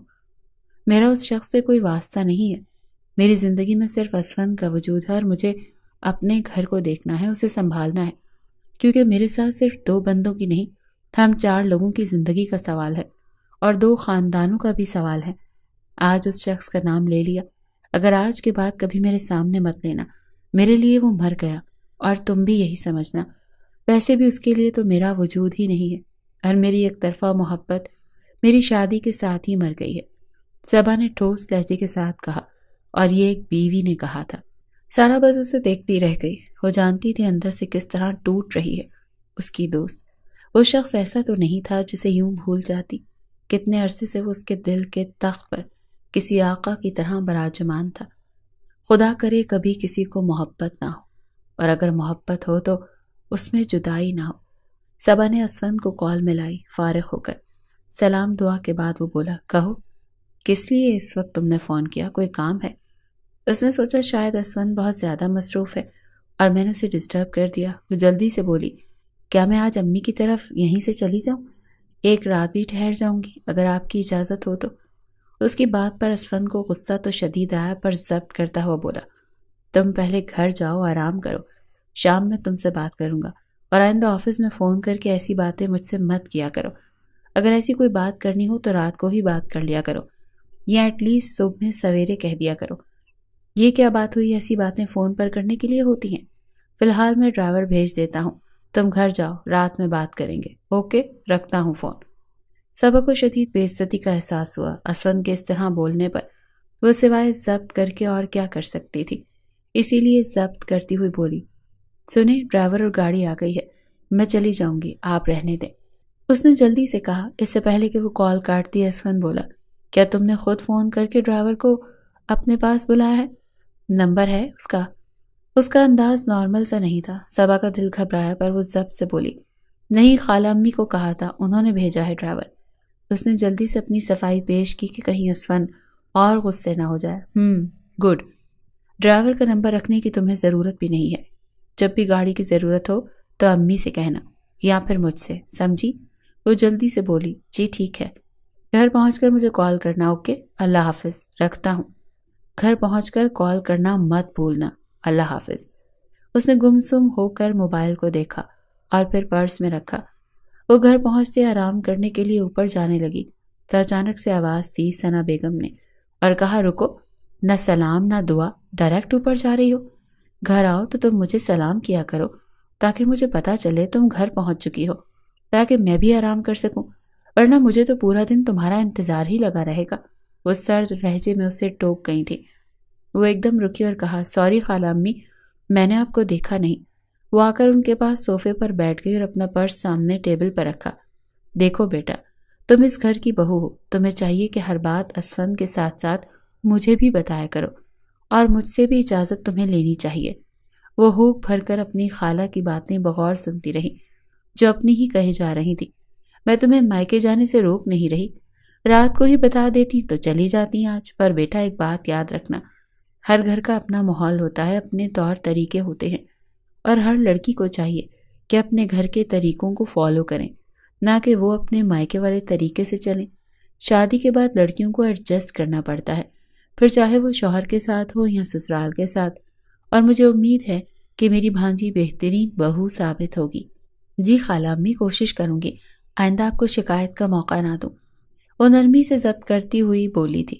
کاش وہ بتا سکتی کس قدر وہ کوشش کر رہی ہے کہ یہ دونوں ماں بیٹا اس سے خوش ہو سکیں۔ وہ دوبارہ بولی سمجھاتے ہوئے، دیکھو کتنی محبت سے میں نے تمہیں اپنی بہو بنایا ہے، سمجھتی تو میں تمہیں اپنی بیٹی ہوں۔ دیکھو بیٹا، بہت سوچ سمجھ کر چلنا ہوتا ہے سسرال میں، تم بھی اچھی بیٹیوں کی طرح یہاں کی بات وہاں مت کرنا، سمجھی؟ صبا نے اس بات میں سر ہلایا ان کی بات پر۔ وہ دوبارہ بولنا شروع ہو گئی۔ ایسا لگتا تھا جیسے آج ہی سارا لیکچر اسے دینے کے موڈ میں تھی، جبکہ صبا کو اپنا آپ ایک ایسے بیوقوف بچے کے سے لگ رہا تھا جسے نہ کسی چیز کی سمجھ تھی اور نہ کسی چیز کی عقل اور شعور تھا، جس کا اسکول میں فرسٹ ڈے تھا اور اسے سمجھایا جا رہا تھا یہاں کیسے چلنا ہے اور کیسے اپنی پڑھائی مکمل کرنی ہے۔ وہ بغور اپنی خالہ کو سن رہی تھی جو اب کہہ رہی تھی کہ نئی شادی نئے گھر میں ہو، شوہر کے ساتھ کبھی چھوٹے مسائل ہوتے ہیں، مجھے بھی اپنی ماں سمجھ کر اپنی بات مجھے بتانا، اپنی امی سے کرنے کی کوئی ضرورت نہیں ہے، میں تمہاری ماں ہی تو ہوں، ہر بات مجھے بتایا کرو۔ میں تو اپنی بیٹی سے یہی کہتی ہوں، آگے جو تمہیں ٹھیک لگے وہ کرو۔ خالہ امی سوری، مجھ سے غلطی ہو گئی، مجھے معاف کر دیجیے گا پلیز۔ وہ صبا کو اچھا خاصا شرمندہ کر چکی تھی۔ اٹس اوکے بیٹا، اچھا بیٹا تم جاؤ آرام کرو، پھر کھانا کھا کر سونا، اوکے؟ وہ ہاں بیٹا، ایک اور بات تم سے کہنی تھی، اسفند کو یوں تمہارا مائکے جا کر رہنے والی بات اچھی نہیں لگی، ویسے بھی بیٹا ایک ہی شہر میں تو گھر ہے، جب بھی دل چاہے تم چلی جایا کرو اور مل کر واپس آ جایا کرو، ڈرائیور اور گاڑی دونوں گھر پر ہی موجود ہیں، جس وقت جب دل چاہے تم جا سکتی ہو، اور میں تو روک ٹوک کرنے والی ساسوں میں سے ہوں بھی نہیں۔ ٹھیک ہے بیٹا، رہنے والی بات مت کیا کرو، میں تو اپنی بیٹی کو بھی کہتی ہوں ملنے آؤ پر رہو اپنے گھر، شادی کے بعد تو سسرال بیٹی کا اپنا گھر ہوتا ہے نا، نہ کہ میں کا۔ دیکھو بیٹا، تمہارے خالو بھی ایسی نیچر تھی، مجھے بھی نہیں اجازت دیتے تھے اتنا مائکے رہنے کی، تم بہت سمجھدار ہو اور مجھے پورا یقین ہے کہ تم اس گھر کے حساب سے ہی رہو گی اور باقی اپنے آپ کو بہت اچھی بہو اور اچھی بیوی ثابت کرو گی۔ جی خالہ امی، وہ چاہ کر بھی کچھ کہہ نہ پائی تھی۔ بیوی کا فرض ہے شوہر کے حکم کو ماننا۔ اس نے بھاری قدموں سے سیڑھیوں کی جانب بڑھ گئی۔ اس کا موبائل بج رہا تھا اور وہ جانتی تھی کہ امی کی کال آ رہی ہے۔ یہ پوچھنے کے لیے کہ وہ کب تک پہنچ رہی ہے۔ وہ اس کا کھانے پر انتظار کر رہی ہوں گی یقیناً۔ اس نے سوچا کہ وہ جلدی سے کمرے میں پہنچ جائے تاکہ اپنے بیڈ پر آرام سے لیٹ کر اپنی ماں کو صفائیاں پیش کرے اپنے نہ آنے کی، اور یہ یقین دلا سکے کہ وہ اپنے سسرال میں بہت زیادہ خوش ہے۔ جھوٹ بولنا ہمیشہ سے اس کے لیے بہت زیادہ مشکل مرحلہ لگتا تھا، اور وہ زیادہ تر جھوٹ بولتی بھی نہیں تھی، اور آج اسے جھوٹ بولنا تھا اور اس میں کامیاب بھی ہونا تھا۔ وہ جلدی سے آئی، کمرے میں بیڈ پر سکون سے ہو کر لیٹی، اور کال ویسے بھی بج بج کر بند ہو چکی تھی۔ تھوڑا سکون سے سانس لینے کے بعد پانی پی کر اس نے کہا، اب دیکھ لو اور امی کو بھی سمجھا لو کہ میں نہیں آ سکتی۔ اور یہ سوچ کر اس نے بھی بس اپنا موبائل نکالا، اور جیسے اس نے دیکھا کال تو اس کی امی کے بجائے اسفند کی آئی تھی، اور وہ حیران ہوئی کہ اسفند نے کال پر کی کیوں۔ پہلے ڈیوٹی، پھر اسفند کی باتیں، پھر خالہ کا سمجھانا، اس کے اعصاب تھک چکے تھے۔ پھر آپ اسفند کی کال، ٹینشن تو جائز تھی۔ اس کی اسفند کو کال اس نے جلدی سے ملائی، ایک ہی بیل پر اس نے کال اٹھائی۔ پتہ نہیں کیوں اس کی بے چینی بڑھ گئی اتنا جلدی اس کا کال اٹھانے پر۔ جی السلام علیکم، وہ جلدی سے بولی۔ اس نے جواب دیے بغیر کہا، گھر پہنچ گئی؟ جی میں پہنچ گئی، وہ پرسوچ ہو کر بولی تھی، کیونکہ وہ یہی سوچے جا رہی تھی کہ اس کا مقصد کیا ہے اس طرح کال کر کے یہ بات کرنے کا۔ صبا کو اپنا ذہن سوچنے سے مفلوج لگ رہا تھا۔ اسفند کرخت لہجے میں بولا، اور میں نے تمہیں کہا تھا کہ پہنچ کر مجھے بتانا، تم نے فون کیوں نہیں کیا؟ تمہاری نظر میں میری بات کی کوئی اہمیت نہیں ہے کیا؟ ہر بات کو تم اپنے انداز سے لیتی ہو، چھوٹی چھوٹی باتوں کو اتنا بڑا بنا دیتی ہو، میری کہی ہر بات کو اگنور کر دیتی ہو اور اپنی منمانی کر لیتی ہو۔ چھوٹی چھوٹی بات کو تو آپ بڑھاتے ہیں، اس نے دل میں سوچا پر کہہ نہ سکی۔ بس خاموشی سے اس کی ڈانٹ پھٹکار سن رہی تھی۔ اس کی خاموشی کو اسفند نے اچھے سے محسوس کیا، اور اب نرمی سے بولا، مجھے تمہاری فکر ہو رہی تھی، اسی لیے فون کیا تھا کہ تم گھر پہنچ گئی یا نہیں۔ اس نے تو اس کا جواب سننے کی بھی زحمت نہیں کی، اور ڈائریکٹ اپنی بات کرنا شروع ہو گیا تھا۔ تو شام کو تیار رہنا، ہم تمہارے مائکے چلیں گے، ٹھیک ہے؟ پھر میں نے آنی کو فون کر کے بتا دیا ہے کہ ہم دونوں ساتھ آئیں گے، ٹھیک ہے؟ رات کا کھانا بھی انہوں نے کہا وہیں کھائیں گے۔ اسفند نے فون رکھ دیا۔ پھر وہ سوچنے لگی، اچھا تو اس وجہ سے امی نے مجھے دوبارہ کال نہیں کی پوچھنے کے لیے کہ میں آئی کیوں نہیں اب تک۔ پر اب وہ تھوڑا خوش ہو کے مائکے جانے کا سوچ رہی تھی۔ زندگی اگر سمجھوتے کا نام ہے تو ہاں، سمجھوتا کرنا اس نے سیکھ لیا تھا، اور کتنا برداشت کرنا تھا اور کہاں تک بولنا تھا۔ ہاں، پر چپ رہنا وہ سیکھ رہی تھی۔ سمجھوتا اور برداشت کرنا اس نے دونوں سیکھ لیا تھا۔ جب بھی کبھی اسفند زور سے بولتا تو وہ جا کر اپنی ساس کو بتاتی، اور اسے پورا یقین تھا کہ اس کا ساتھ دیں گی۔ وہ ہمیشہ باتوں سے اسے بہلا لیتی تھی، وہ زیادہ تر اسے ہی سمجھاتی تھی، شوہر کو کیسے خوش رکھو، اس کی ہر بات مانو، صبر اور حوصلے سے سب برداشت کرو، اور مائکے کچھ نہ بتاؤ۔ وہ اس طرح اس پر حاوی ہو چکی تھی کہ وہ مائکے بالکل کم جاتی، اور اسفند کی کوئی بات زیادہ بری لگتی تو اپنی خالہ کو بتا کر دل ہلکا کر لیتی تھی۔ اسفند کی بیجا روک ٹوک اسے الجھن کا شکار کرتی تھی، پر سمجھ میں نہیں آتا تھا کہ اگر کسی کو وہ بتائے کہ وہ پریشان کیوں ہے تو کیا کہیں گے لوگ۔ اور جب بھی وہ ایسی کوئی بات اپنی خالہ امی کو بتاتی تو وہ اسے ہمیشہ سمجھاتی کہ تم غلط کر رہی ہو، تمہیں چھوٹی چھوٹی باتوں کو توجہ نہیں دینی چاہیے، اگر ان باتوں کو توجہ دو گی تو تمہارا گھر کیسے بنے گا؟ گھر بنانے کے لیے قربانیاں دینی پڑتی ہیں، ایسے نہیں بن جاتے گھر۔ پھر کہتی جاؤ، ان عورتوں کو جا کر دیکھو جن کے شوہر روزانہ مارتے پیٹتے ہیں، پھر بھی اگلے دن وہ ہنسی خوشی اس کا کام کر رہی ہوتی ہیں، مگر کبھی گلے یا شکوے نہیں کرتی۔ اور ایک تم ہو کہ تمہارے تو گلے شکوے بھی سن لیتی ہوں میں۔ بیٹا، تھوڑی برداشت سے ہی گھر بنتے ہیں، برداشت کرنا سیکھو۔ اور جس طرح اسفند بات کرتا ہے، معمولی سی بات ہے، تمہارے سسر بھی ایسے ہی مجھ سے بات کرتے، پھر کیا جس پر میں ناراض ہو کر گھر چھوڑ دوں یا ہر کسی سے گلے شکوے کروں؟ ایسے نہیں چلتا سلسلہ بیٹا۔ اور بیٹا یہ بھی اچھا نہیں لگتا کہ شوہر آئے تھکا ہارا اور بیوی منہ بنا کر بیٹھی رہے۔ اور وہ بیچاری ہچکچا کر کہتی، جی خالہ امی، میں سمجھ رہی ہوں۔ اس کی ساس شاید ان عورتوں میں سے تھی جو بہو کو بیٹی بنا کر سمجھاتی ہیں کہ کس طرح رہنا چاہیے، اور کبھی اپنے بیٹوں کو سمجھانا ضروری نہیں سمجھتی۔ اسفند کا رویہ بد سے بدترین بنتا جا رہا تھا۔ وہ اتنی خوددار طبیعت کی مالک تھی کہ وہ اپنی بات کسی کو بتانا پسند نہیں کرتی تھی۔ پہلے تو سارا کو بتا دیتی تھی دل کی بات، اور اب وہ اس سے بھی چھپانا چاہتی تھی، کیونکہ وہ خود کو کمزور عورت ثابت کرنا نہیں چاہتی تھی۔ وہ معصوم اتنا بھی نہیں سمجھتی تھی کہ اگر وہ کسی کو بتائے گی نہیں تو اندر ہی اندر گھٹن کا شکار ہوتی رہے گی۔ دل کا حال کہنے سے دل کا بوجھ ہلکا ہوتا ہے، وہ اتنا بھی سمجھتی نہیں تھی۔ شادی کے 4 مہینوں کے بعد خدا نے اسے خوشخبری دی تھی۔ گھر میں سب خوش تھے، اسفند کی خوشی کی تو کوئی انتہا نہیں تھی۔ آخر کو وہ باپ بننے والا تھا۔ سب نے اسے مبارکباد دی اور وہ اپنے اندر بے انتہا خوشی اور سکون محسوس کر رہی تھی، کیونکہ اس کی تو خوشی اپنے شوہر کی خوشی ہی میں تھی۔ اسفند کو خوش دیکھ کر بھی وہ خوش تھی۔ ثنا بیگم نے بھرپور خوشی کا اظہار کرتے ہوئے ڈھیر ساری اسے دعائیں دی تھی۔ انہوں نے اسے ناشتہ بھی بنانے سے روک دیا تھا اور بہت سارے کام ملازموں کے ذمہ لگا دیے، اور اسفند سے بھی کہا کہ صبا کا خیال کرے۔ پر جب اسفند نے کہا کہ میں سوچ رہا ہوں کہ یہ جاب چھوڑ دے، اسفند کی بات سن کر صبا کے چہرے کے سارے رنگ اڑ گئے، کیونکہ اس کی گورنمنٹ جاب تھی۔ اس سے پہلے کہ وہ کچھ کہتی، ثنا بیگم بولی، نہیں بیٹا، اس کی ضرورت نہیں ہے، اسے اپنی جاب کنٹینیو کرنے دو، یہ تو مسیحا والا شعبہ ہے، اسے روکنا تو مجھے گناہ کے مترادف لگتا ہے۔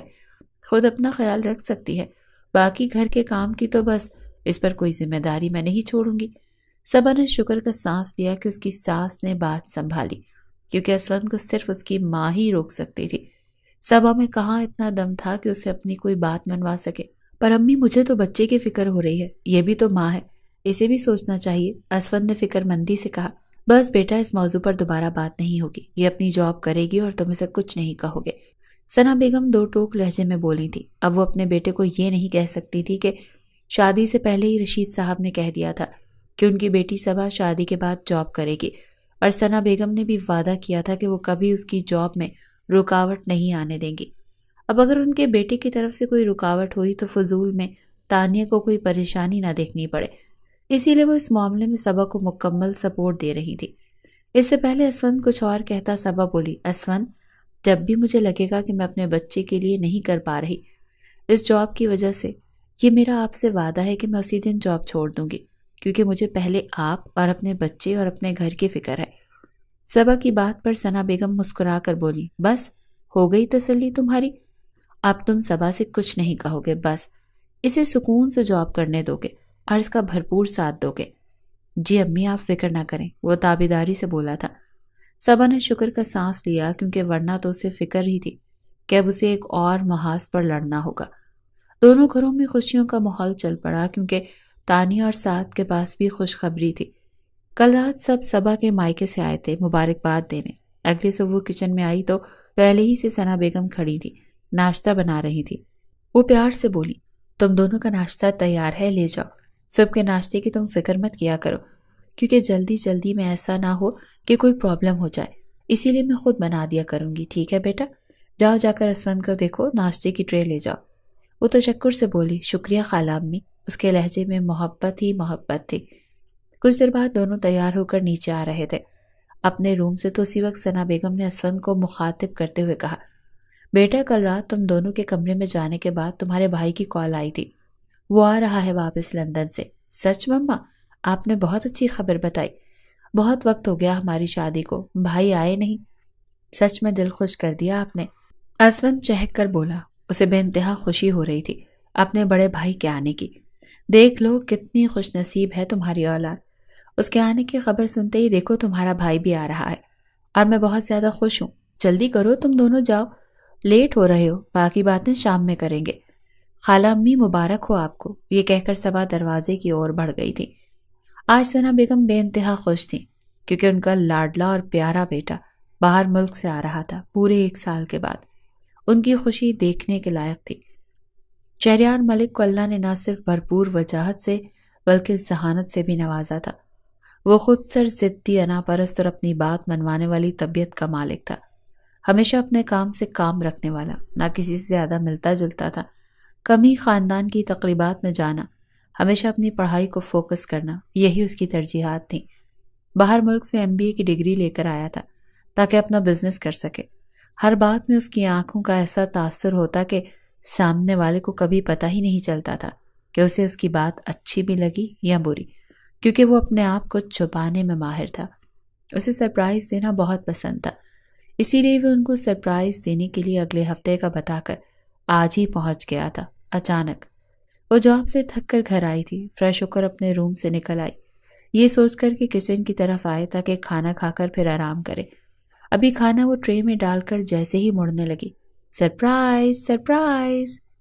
ٹرے اس کے ہاتھ سے چھوٹ گئی اور سارا کھانا زمین پر بکھر گیا۔ سوری، میں سمجھا ثانیہ ہے، اسی لیے میں نے زور سے کہا۔ سوری ونس اگین، وہ سنبھل کر بولا۔ اسے امید نہیں تھی کہ پہلا سامنا ہی اس لڑکی سے ہوگا جسے شاید مخاطب کرنے کی بھی اب اس میں ہمت نہیں تھی۔ وہ بوکھلا گئی تھی اتنا اچانک اسے دیکھ کر۔ ابھی صبح شہریار کے آنے کا سنا اور اب سامنے تھا وہ۔ اٹس اوکے، السلام علیکم صبا۔ صبا نے جھکی نظروں سے پہلے سلام کیا۔ اسے وعلیکم السلام، وہ سنبھل کر بولا تھا۔ وہ اپنی نظریں کچن کی ہر چیز پر جما رہا تھا پر اسے دیکھنے سے گریز کر رہا تھا، کیونکہ اس قسم کا کوئی حق اب وہ نہیں رکھتا تھا اسے دیکھنے کا، اسے اپنی نظروں میں سمانے کا۔ تھوڑا پریشان ہوا اور پھر سنبھل کر بولا، کیسی ہیں آپ؟ ایک ایک لمحہ اس کی ذات پر بھاری تھا پر اسے یہ سب کرنا ہی تھا کیونکہ اس رشتے کا تقاضا تھا۔ وہ بولی، ٹھیک ہوں، میں امی سے مل لوں؟ اور وہ اپنی امی کے روم کی طرف بڑھ گیا۔ صبا جھک کر زمین سے کھانا اٹھانے لگی۔ ٹرے اور برتن دونوں ٹوٹ چکے تھے۔ پھر کیا، پورے گھر میں خوشی کی لہر دوڑ پڑی۔ ثنا بیگم تو کھانے کی فکر لگ پڑی، کیا کیا بنانا ہے، آخر اتنے وقت کے بعد ان کا بیٹا آیا ہے، اور وہ تو ساری ڈش خود ہی بنانا چاہ رہی تھی کہ شہریار کو تو صرف اپنی ماں کے ہاتھ کا کھانا پسند تھا۔ ثانیہ نے اپنی بہن تانیہ کو بھی فون پر اطلاع کر دی کہ بھائی پہنچ گئے ہیں اور وہ بھی شام کو آنے کا کہہ رہی تھی۔ ثنا بیگم کی کھانے کی فکر شہریار نے دور کر دی کہ کھانا باہر سے منگوا لیتے ہیں، آپ پریشان نہ ہو۔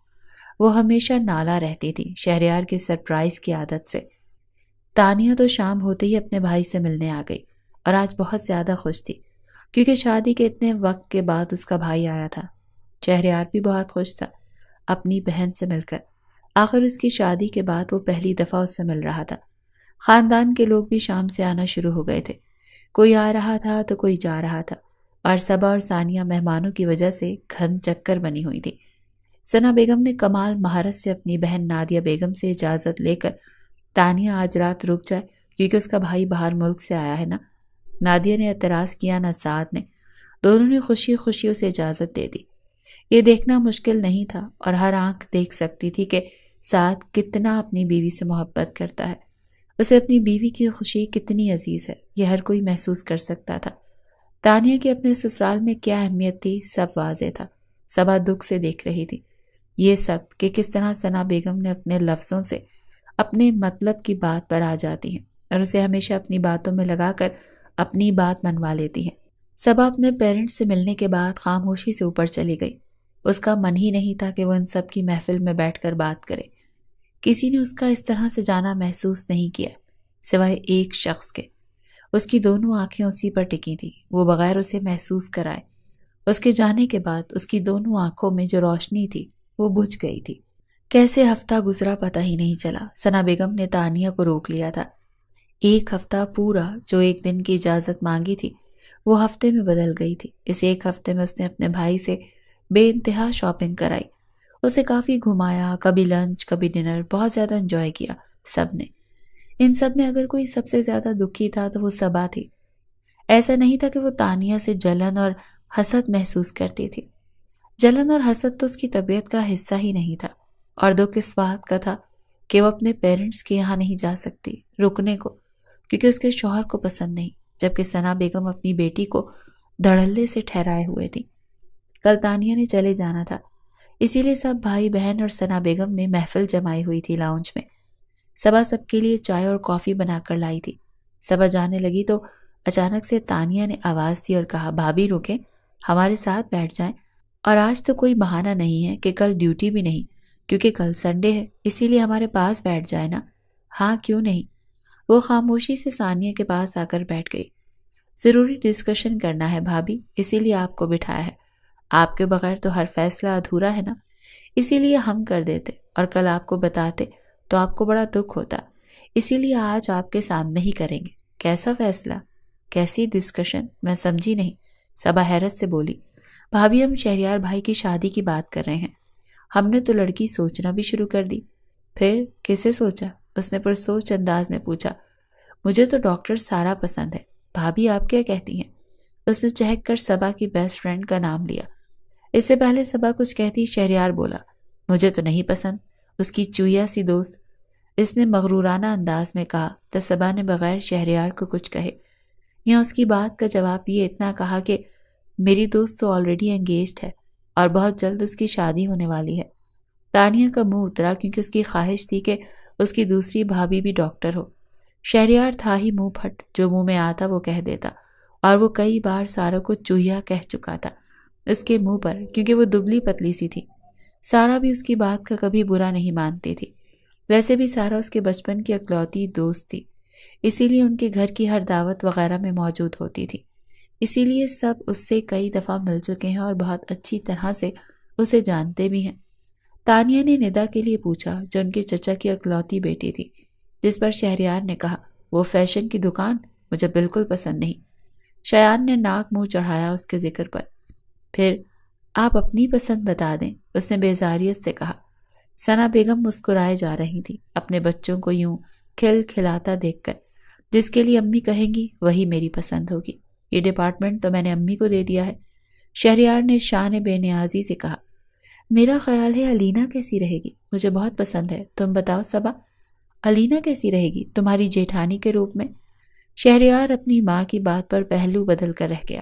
بہت مشکل مرحلہ تھا ضبط کا، وہ ضبط کر گیا۔ میں کیا کہہ سکتی ہوں خالہ امی، صبا نے کہا ازلی لاپرواہی سے۔ وہ تھی ہی ایسی، نہ کسی کی باتوں میں زیادہ انوالو ہونا اور نہ اپنی مرضی بتانا اسے زیادہ پسند تھا۔ وہ ہمیشہ اپنی رائے محفوظ رکھتی تھی ہر معاملے میں۔ شہریار کے چہرے پر عجیب تاثر تھا۔ علینا چھوٹی نہیں رہے گی امی، وہ تو میرے جتنی ہے۔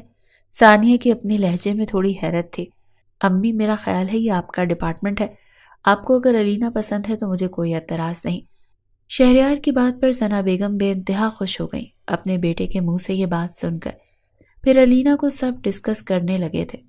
اپنے روم میں آتے ہی سب سے پہلے صبا اپنے کپڑے چینج کرنے واش روم میں گئی تھی۔ اس کے واش روم سے نکلتے ہی اسفند نے روڈ لہجے میں کہا، تمہیں تمیز نہیں ہے محفل میں کس طرح بات کرتے ہیں؟ لگتا ہے کہ تمہیں سکھانا پڑے گا۔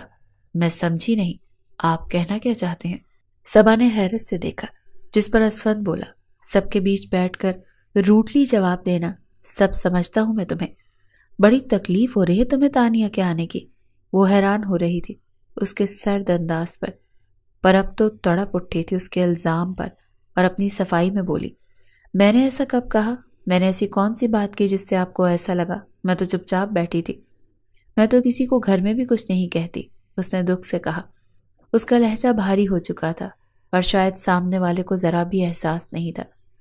کتنا دکھ کا مقام تھا کہ صحیح ہو کر بھی آپ سب کو غلط لگے، اور صبا کے ساتھ یہی ہو رہا تھا۔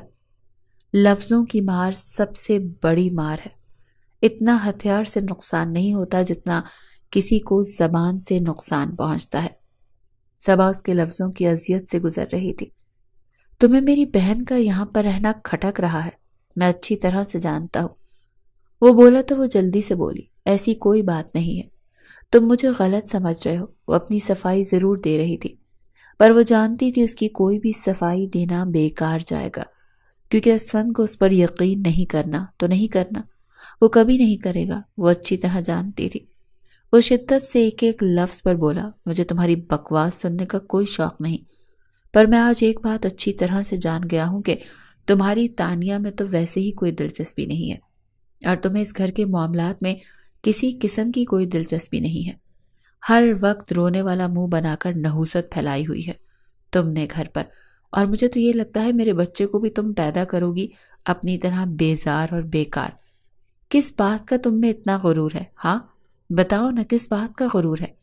ایسا ہے کیا تم میں جس پر تمہیں اتنا غرور ہے؟ اتنی برتری میں مبتلا ہو تم کہ اپنے آگے کسی کو کچھ سمجھتی ہی نہیں۔ وہ بغیر رکے اسے ذلیل کر رہا تھا۔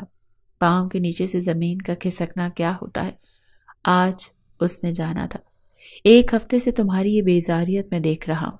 ایک دو دن تو چلو ٹھیک ہے، یہ سوچ لیا میں نے کہ تمہارے موڈ سوئنگز ہو رہے ہیں پریگننسی کی وجہ سے، پر نہیں، تم نے تو ڈرامہ پھیلایا ہوا ہے۔ پریگننٹ تو میری بھی بہن ہے، پر وہ تو ایسے نہیں کرتی جیسے تم کر رہی ہو۔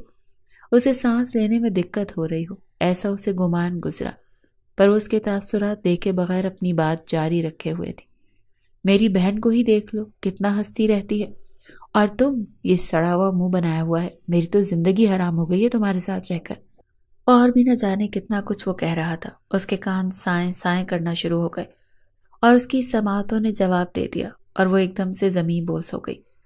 اتنا کچھ سننا اس کی برداشت سے باہر تھا، وہ بالکل لاجواب ہو گئی تھی۔ اسوند ایک دم اس کی طرف بڑھا، اسے ہوش میں لانے کی کوشش کرنے لگا پر وہ اس کی باہوں میں بے ہوش پڑی تھی۔ اس نے ایک دم باہر کی جانب دوڑ لگائی، اسے بیڈ کی سائڈ پر لٹا کر شہریار بھائی کے کمرے کی طرف گیا تاکہ ان کو بلا سکے۔ اس نے بھائی کے کمرے کا دروازہ بجایا تو ایک دم دروازہ کھولا اور حیران ہو گئے۔ اس وقت خیریت تو ہے؟ بھائی، وہ صبا بے ہوش ہو گئی ہے، اس نے پریشانی سے کہا۔ وہ پریشان ہوا سن کر، کیا وہ بولا تھا اور کہاں؟ چلو اسی وقت ہسپتال چلتے ہیں۔ وہ بڑی مشکل سے اسے لے کر اسپتال پہنچے، ایمرجنسی میں داخل کیا، تانیہ بھی ان کے ساتھ تھی۔ اگلے دن وہ ہوش میں آئی۔ ڈاکٹر نے سختی سے اسٹریس لینے سے منع کیا تھا کیونکہ صبا بہت کمزور ہو گئی تھی۔ اسے ہر قسم کی ٹینشن سے دور رہنے کے لیے کہا گیا تھا، ورنہ بچے کو بھی کوئی نقصان ہو سکتا ہے۔ اسی بات نے اسوند کو بے چین کر دیا، اسی لیے وہ شرمندہ تھا اپنی ہر غلطی پر اور چاہ رہا تھا کہ صبا کسی بھی طرح ریلیکس ہو جائے۔ کیا اتنا آسان ہوتا ہے کسی کو بھی ریلیکس کرنا؟ اس نے اس کی آواز پر آنکھیں کھولی تھی۔ وہ تھی اتنی معصوم، چھوٹی چھوٹی باتوں پر خوش ہونے والی، وہ جلدی بہل جاتی تھی باتوں میں۔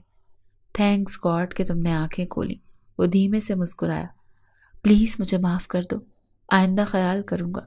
صبا اسوند کی بات پر دھیرے سے مسکرا کر چپ ہوئی کیونکہ شہریار اور تانیہ کھڑے تھے دروازے پر۔ پھر دونوں نے اس کا حال پوچھا، اس نے ٹھیک ہے کہہ کر آنکھیں موند لی تھی۔ شہریار اس کا زرد چہرہ دیکھتا رہ گیا۔ ثنا بیگم اس کی طبیعت کو لے کر کافی پریشان تھی، خود 2 دن گھر پر بے انتہا خیال رکھا اور تیسرے دن اسے خود لے کر اس کے مائکے گئیں تاکہ وہ کچھ دن رہ کر ریلیکس ہو کر واپس آئے۔ پہلے تو صبا کافی منع کر رہی تھی کیونکہ اس کے شوہر کی اس میں مرضی شامل نہیں تھی، پھر جب خود اسوند نے کہا تو وہ خوشی خوشی چلی گئی۔ یہ دن اس کی زندگی کے بہترین دن تھے اور سارا کے ساتھ بھی اس نے بہت اچھا ٹائم سپینڈ کیا۔ 15 دن اس نے وہاں قیام کیا اور خود اسوند اسے واپس لینے آیا تھا۔ وہ جاب پر جانا دوبارہ سٹارٹ کر چکی تھی۔ اسوند کے رویے میں کافی تبدیلیاں آ چکی تھیں، پر پھر بھی اسے پتا تھا کہ یہ کچھ دنوں کی بات ہے۔ جب تک اسے بچے کی پرواہ ہے یہی رہے گا اور پھر دوبارہ ویسا ہی بن جائے گا، بے پرواہ۔ اور ان دنوں میں ہی شہریار اور علینا کے رشتے کی بات چل رہی تھی اور باقاعدہ رشتہ پکا کرنے کا سوچ رکھا تھا کہ جب صبا واپس گھر آئے گی تب۔ صبا اس گھر کی بہو ہے، اس کے بغیر جانے کا تو سوال ہی پیدا نہیں ہوتا۔ تیاریاں بھی کافی ثنا بیگم کر چکی تھی، بس صبا کا انتظار تھا۔ وہ آ چکی تھی، 1-2 دن میں ان لوگوں کا جانے کا پروگرام بھی بن گیا تھا۔ ثنا بیگم کو ویسے بھی بہت جلدی میں تھی، جلد سے جلد شہریار کی شادی کروانا چاہتی تھی، آخر گھر کا بڑا بیٹا جو تھا۔ صبا چاہ کر بھی تیاریوں میں زیادہ حصہ نہیں لے پا رہی تھی کیونکہ ان دنوں اس کی طبیعت بہت خراب رہنے لگی تھی۔ تانیہ رہنے کے لیے آ چکی تھی کیونکہ اسے اپنے بھائی کی منگنی کی تیاریاں کرنی تھی۔ ثنا بیگم نے صبا کو آرام کرنے کے لیے کہہ دیا تھا، وہ گھر کا کوئی کام نہ کرے اور اسے سکون اور آرام کی ضرورت تھی۔ ثنا بیگم نے اسے ہتھیلی کا چھالا بنا کر رکھا ہوا تھا۔ 2 دن کے بعد منگنی تھی پر وہ بیڈ پر سکون سے لیٹی ناول پڑھ رہی تھی۔ اچانک کمرے کا دروازہ کھلا پر وہ مگن انداز میں پڑھتی رہی۔ اس کا دھیان ہی نہیں گیا کہ کون کمرے میں داخل ہوا۔ بھابی، آج بھی آپ اتنی ہی دیوانی ہیں ناولز کی؟ صبا نے ایک دم دیکھا اور کہا، سوری، جب بھی میں ناولز پڑھتی ہوں مجھے کسی چیز کا ہوش نہیں رہتا۔ وہ مسکرا کر بولی۔ ثانیہ وہ میٹرک جماعت سے ہی ناولز کی شوقین تھی۔ شادی کے بعد اس نے ناولز پڑھنا بالکل چھوڑ دیا تھا۔ نئی شادی تھی اور نئی مصروفیات تھیں، پر اب جب کہ اسوند خود چاہتا تھا کہ وہ ریلیکس رہے تو وہ خود کے لیے ناول لے کر آئی تھی اور ابھی بھی ثانیہ کے ہاتھ میں کچھ ناولز تھے اور بولی، یہ آپ کے مائکے سے بھیجے ہیں خالہ نے، تانیہ آپ ہی لے کر آئی ہیں۔ صبا نے اس سے کہا، شیلف پر رکھ دو کتابیں۔ وہ کمرے سے چلی گئی اور وہ دوبارہ اپنے ناول میں مگن ہو گئی۔ علینا خوبصورت نین نقوش کے ساتھ سرخ و سفید رنگت کی مالک تھی۔ اس نے ابھی انٹر پاس کیا تھا۔ اس کی سنہری زلفیں اور لمبے گھنے بال تھے جو اکثر لوگوں کو متوجہ کرتے تھے۔ اس کی آنکھوں کا بھی رنگ سنہری تھا جو اس کو خوب جچتا تھا۔ اسے جو ایک دفعہ دیکھ لے وہ ضرور 2-3 دفعہ مڑ کے دیکھے، اتنی خوبصورت تھی وہ۔ اسی لیے تو ثنا بیگم نے اسے پسند کیا تھا۔ کہ وہ شہریار ملک کے ساتھ جچے گی، کیونکہ شہریار ملک بھی کم خوبصورت نہیں تھا۔ اس کی ہینڈسم بیٹے کے لیے اسے ایسی ہی حسین اور خوبصورت لڑکی کی تلاش تھی۔ ثنا بیگم کی نظر میں سٹیٹس فرق کوئی معنی نہیں رکھتا، ورنہ کم از کم وہ لوئر مڈل کلاس لڑکی کو اپنی بہو کبھی نہ بناتی۔ ان دونوں میں 12 سال کا فرق تھا۔ علینا کی ماں باپ کے لیے فرق کوئی معنی نہیں رکھتا تھا، کیونکہ وہ خود علینا کی شادی جلدی کروانا چاہتے ہیں۔ پہلے اس کے بابا اسے خوب پڑھانا چاہتے تھے، اور جب سے بیمار رہنے لگے تھے تو ان کو اپنی اکلوتی بیٹی کی بہت فکر رہنے لگی تھی، اسی لیے وہ اس کی جلدی شادی کروانا چاہتے تھے۔ دل کا مرض سامنے آنے کے بعد اس کے بابا کو اسی لیے ان کی جلدی شادی پر کوئی اعتراض نہ تھا۔ یہ دل کا مرض ہی انسان کو کمزور اعصاب کا مالک بنا دیتا ہے۔ سب کو رشک تھا علینا کی قسمت پر۔ منگنی میں پہلی بار اس نے دیکھا شہریار کو اور اپنا دل ہار بیٹھی۔ وہ اس قدر حسین لگا اسے، وہ کئی لمحے اپنی قسمت پر رشک کرنے لگی۔ سب کہہ رہے تھے کہ یہ تو اس کے حسن کا کمال ہے، جو اتنا خوبصورت رشتہ اس کے لیے آئے، اتنے امیر گھر سے آیا۔ ثنا بیگم نے شادی کی تاریخ رکھ دی تھی اگلے مہینے۔ شادی میں چند دن رہ گئے تھے۔ سبحان ملک، شہریار اور اسفند صوفوں پر بیٹھے تھے۔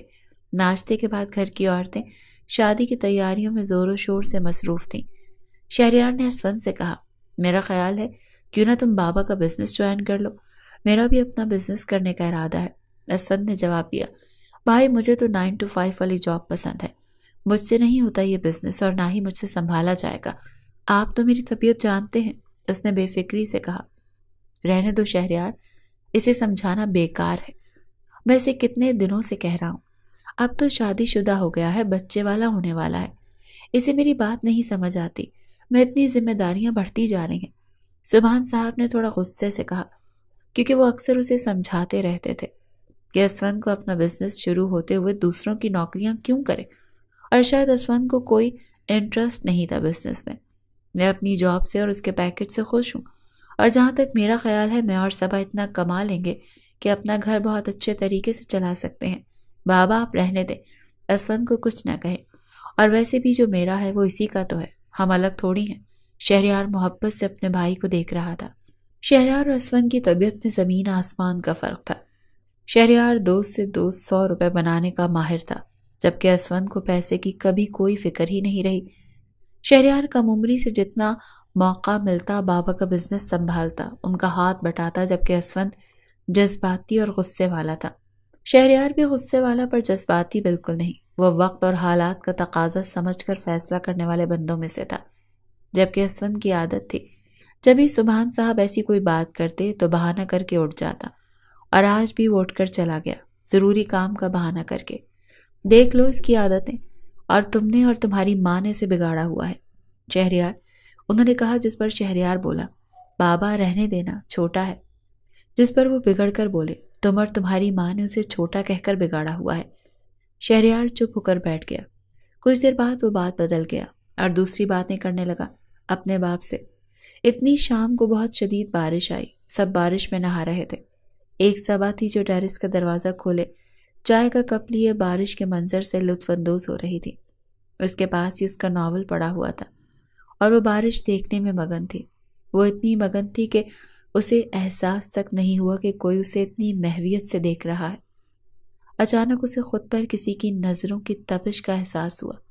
اس نے مڑ کر دیکھا تو شہریار کھڑا تھا۔ آج بھی ایسے ہی بارش کو دیکھ کر گم ہو جاتی ہو؟ اس نے دھیرے سے کہا۔ وہ خود کو کہنے سے روک نہ پایا، کبھی کبھی، وہ مبہم انداز میں کہہ کر اٹھ کر چلی گئی۔ وہ اس کی پیٹھ کو تب تک دیکھتا رہا جب تک وہ اپنے کمرے میں واپس نہیں چلی گئی۔ وہ سارا کی طرف آئی ہوئی تھی، اس کی خوشی کا کوئی ٹھکانہ نہیں تھا۔ اس کی دوست شادی کے بعد پہلی دفعہ آئی تھی۔ وہ اپنی دھن میں مگن اپنی سنائے جا رہی تھی۔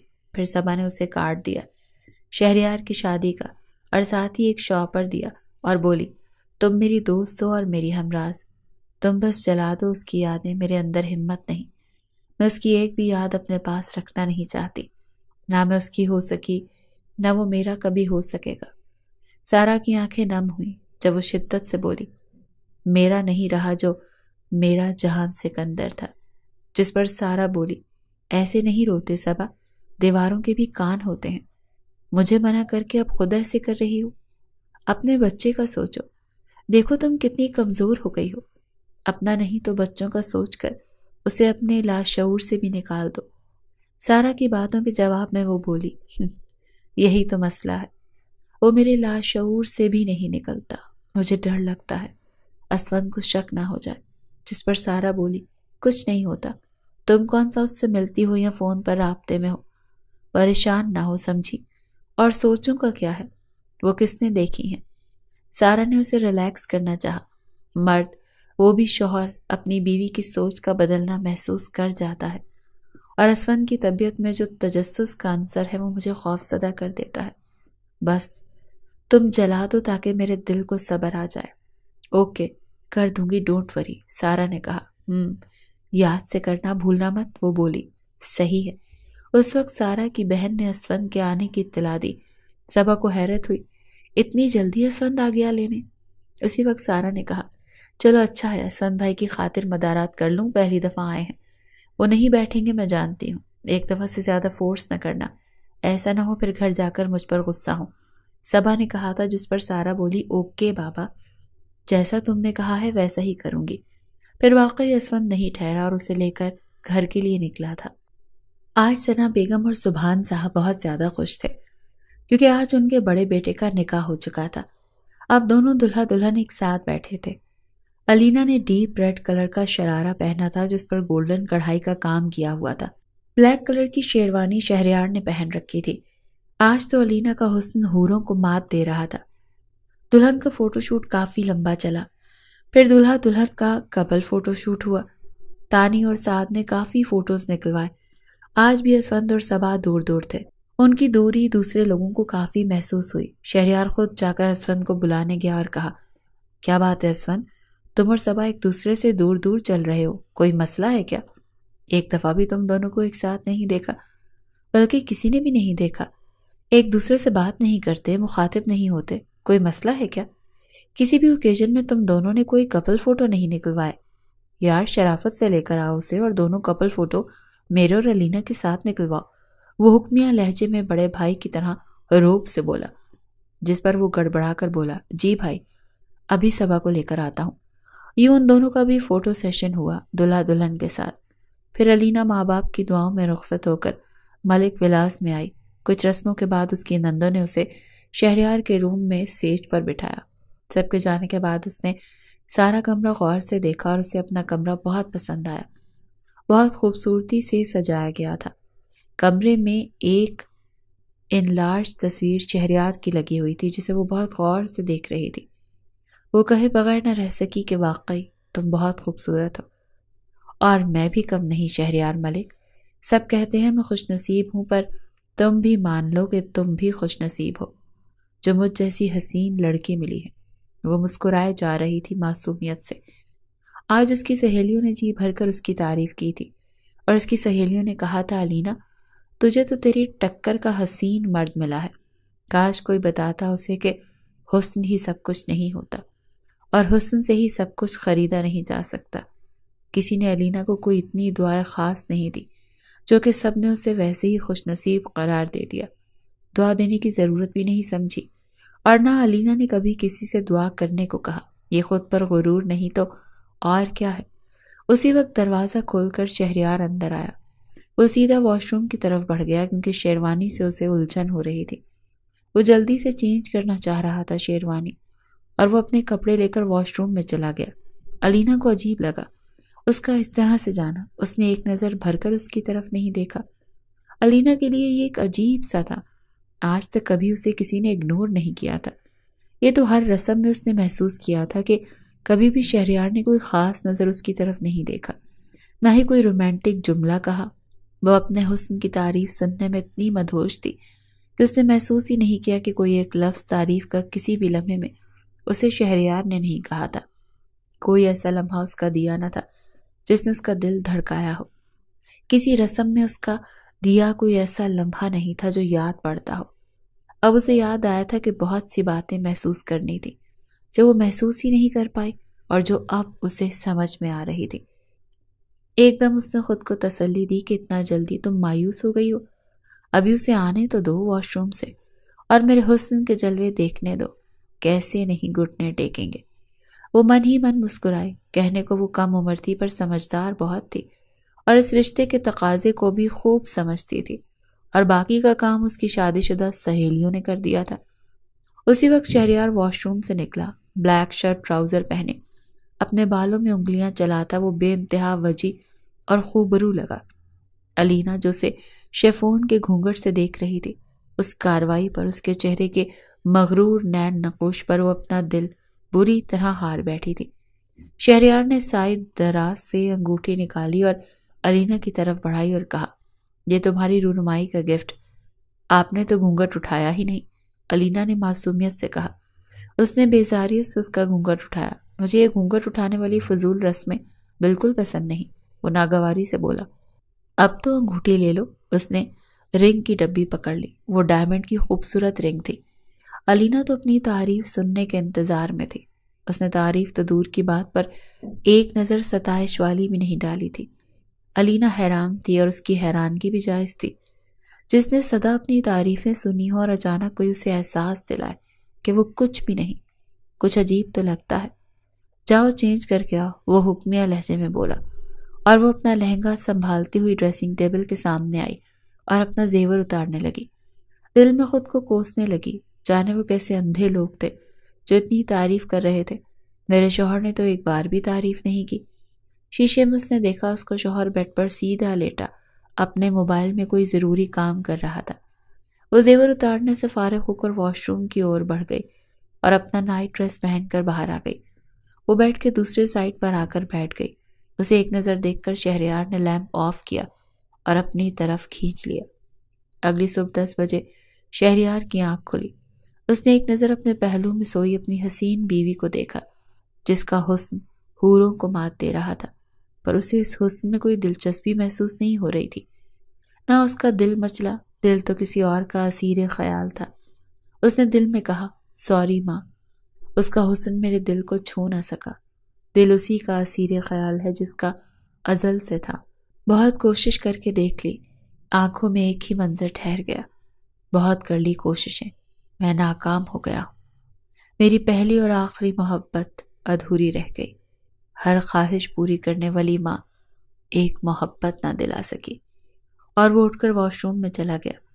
کتنی ہی دیر ٹھنڈے پانی کے نیچے کھڑا خود پر ضبط کرتا رہا۔ مرد بھی روتے ہیں بھلا، پر وہ تیز پانی کے نیچے کھڑا چند آنسو اپنی محبت کے نام پر بہا کر خود کو ریلیکس کر چکا تھا۔ یہ آخری بار پھر ضبط نہیں ٹوٹے گا۔ اپنی بے بسی پر اسے خوب رونا آ رہا تھا، پر مرد تھا، رونے سے ڈرتا تھا۔ ایک درد اپنے نام وہ سدا کے لیے کر چکا تھا، اس سے چھٹکارا ناممکن لگ رہا تھا۔ آدھے گھنٹے کے بعد وہ واش روم سے نکلا، خود کو کافی حد تک سنبھال چکا تھا، اور اس نے دیکھا کہ ماہین ابھی تک مزے کی نیند سو رہی تھی۔ اسے رشک آیا اس کی نیند پر اور خود سے بولا، لڑکی، تم کبھی مت محبت کرنا، ورنہ میرے جیسا حال ہوگا، نیند کو ترستی رہ جاؤ گی۔ یہ محبت بڑا رسوا کرتی ہے۔ وہ دل ہی دل میں علینا سے مخاطب ہوا، کتنی معصوم ہے یہ لڑکی، اور کبھی اسے احساس ہو گیا کہ میرا سب کچھ اس کا ہے، سوائے میرے دل کے اور میرے احساسات کے۔ تو اس لڑکی کا کیا حال ہوگا؟ کتنا بڑا گناہ ہو گیا تم سے شہریار ملک، تم نے اپنے ساتھ ساتھ ایک اور لڑکی کی زندگی بھی تباہ کر دی۔ کاش اس وقت سمجھ جاتا اور یہ شادی نہ کرتا تو صحیح ہوتا۔ کیوں امی کی باتوں میں آ گیا؟ اچھا ہوتا میں لندن ہی رہ جاتا، کم از کم یہ تو نہ ہوتا کسی اور کی زندگی میں نے تباہ کر دی۔ تو ایک اور خسارہ تمہاری زندگی کا حصہ ہو گیا شہریار ملک۔ اس نے حسرت سے اس لڑکی کو دیکھا جو اس کی بیوی تھی۔ اسے اندر ہی اندر یہ دکھ کھائے جا رہا تھا کہ وہ کس دکھ سے اسے دوچار کر چکا ہے کل رات۔ جب من ہی مائل نہ ہو تو کیا تعریف وہ کر پاتا۔ شہریار اتنا بیوقوف نہیں تھا کہ اس معصوم لڑکی کی خواہش سمجھ نہ پاتا۔ وہ اچھی طرح جانتا تھا کہ وہ اپنی تعریف سننا چاہتی ہے، اور وہ شاید اسے معصوم خوشی کے لیے تعریف کر بھی دیتا اگر اسے اپنے ضائع ہونے کا احساس نہ ہوتا۔ وہ خود ہی اپنے حساب سود و ضیاع کرنے میں مصروف تھا، اس کی تعریف کیا کرتا؟ اس سے ایسی غلطی سرزد ہو گئی تھی جس کا خمیازہ بھرنا بھی چاہے تو نہیں بھر سکتا تھا۔ وہ اپنے ساتھ ساتھ ایک اور زندگی برباد کر چکا تھا اور یہ احساس اسے اندر ہی اندر مار رہا تھا۔ ثنا بیگم نے ان کی نظر اتاری جب وہ دونوں ایک ساتھ اترے تھے سیڑھیوں سے۔ انہوں نے خوشی سے دونوں کی بلائیں لیں۔ شہریار اور علینا کی جوڑی بہت خوبصورت لگ رہی تھی۔ دونوں ایک ساتھ بیٹھے بہت خوبصورت لگ رہے تھے۔ چلو آؤ ناشتہ کرو، ثنا بیگم نے کہا۔ ان دونوں نے ساتھ بیٹھ کر ناشتہ کیا۔ شہریار نے خود کو کمپوز کرتے ہوئے کہا، ماما میرا دبئی میں بزنس کا کام ہے، اسی لیے میں سوچ رہا ہوں کہ علینا کو بھی لے جاتا ہوں، اسی بہانے ہنی مون بھی ہو جائے گا اور علینا دبئی بھی گھوم لے گی۔ ہاں بالکل، ثنا بیگم نے خوشی سے کہا۔ کب کا سوچا ہے؟ پہلے دعوتیں تو اٹینڈ کر لو پھر جانا، وہ بولا جواب میں۔ ماما ان چیزوں کو آپ ہینڈل کر لیں، آپ جانتی ہیں مجھے دعوت سے الجھن ہوتی ہے، بس خالہ کی یا چاچو وغیرہ کی دعوت اٹینڈ کر لیں گے، باقیوں کو جواب دینا آپ کا کام ہے۔ ثنا بیگم کو شہریار کا یہ انداز ناگوار گزرا پر وہ مان گئی اس کی بات۔ تانیہ علینا چلی گئی پالر؟ ثنا بیگم نے تانیہ سے پوچھا، جس پر وہ جواب میں بولی، جی ماما وہ چلی گئی۔ ہمیں کب تک پالر جانا ہے؟ انہوں نے پوچھا۔ تانیہ سے 2 گھنٹے میں چلیں گے ماما، تانیہ نے کہا۔ تھوڑی دیر سکون سے تو میرے پاس بیٹھو، باتیں تو کرو، اتنے دنوں میں ایک دن بھی سکون سے نہیں بیٹھے۔ اچھا چلو بیٹھتے ہیں تھوڑی دیر، ثنا بیگم نے اس سے کہا تو وہ بولی، ماما پیکنگ کمپلیٹ کرنی ہے کیونکہ رات کو میں ساتھ کے ساتھ چلی جاؤں گی ولیمے سے اپنے گھر۔ بہت دن رہ لیا میں نے، اب اپنے گھر جاؤں، رہنے دو تم۔ میں خود ہی پیکنگ کر دوں گی اور تم رات کو ساتھ کے ساتھ چلی جانا، سامان میں خود ہی بھیج دوں گی، سامان کی تم فکر مت کرو، فی الحال تم بیٹھو میرے پاس۔ لے ماما بیٹھ گئی آپ کے پاس۔ ماما کے پاس آ کر بیٹھ گئی، وہ ان کے کاندھے پر تانیہ نے سر رکھا اور دھیمے لہجے میں کہنے لگی، آپ نے غلط کر دیا ماما، شہریار بھائی کے ساتھ بہت غلط کیا۔ میں نے کچھ غلط نہیں کیا اور ماں ہو کر جو میں نے صحیح سمجھا وہی کیا اور مجھے کوئی پچھتاوا نہیں ہے، انہوں نے غصے سے کہا۔ آپ نے دیکھا نہیں بھائی کی آنکھوں میں کتنا دکھ تھا آج، صبا کو بہو بنا کر اپنے ان کے روبرو کیوں کھڑا کر دیا؟ جب بہو بنانا تھا تو شہریار بھائی سے شادی کروا دیتی، کون سا اسفند بھائی کو محبت تھی صبا سے؟ تانیہ نے دکھ سے کہا، کیونکہ آج اس نے اپنے بھائی کی آنکھوں میں بے انتہا درد اور کرب محسوس کیا تھا۔ اس کی غلطی نہ ہوتے ہوئے بھی وہ بے انتہا شرمندہ تھی، اسے دکھ تھا اپنے بھائی کا۔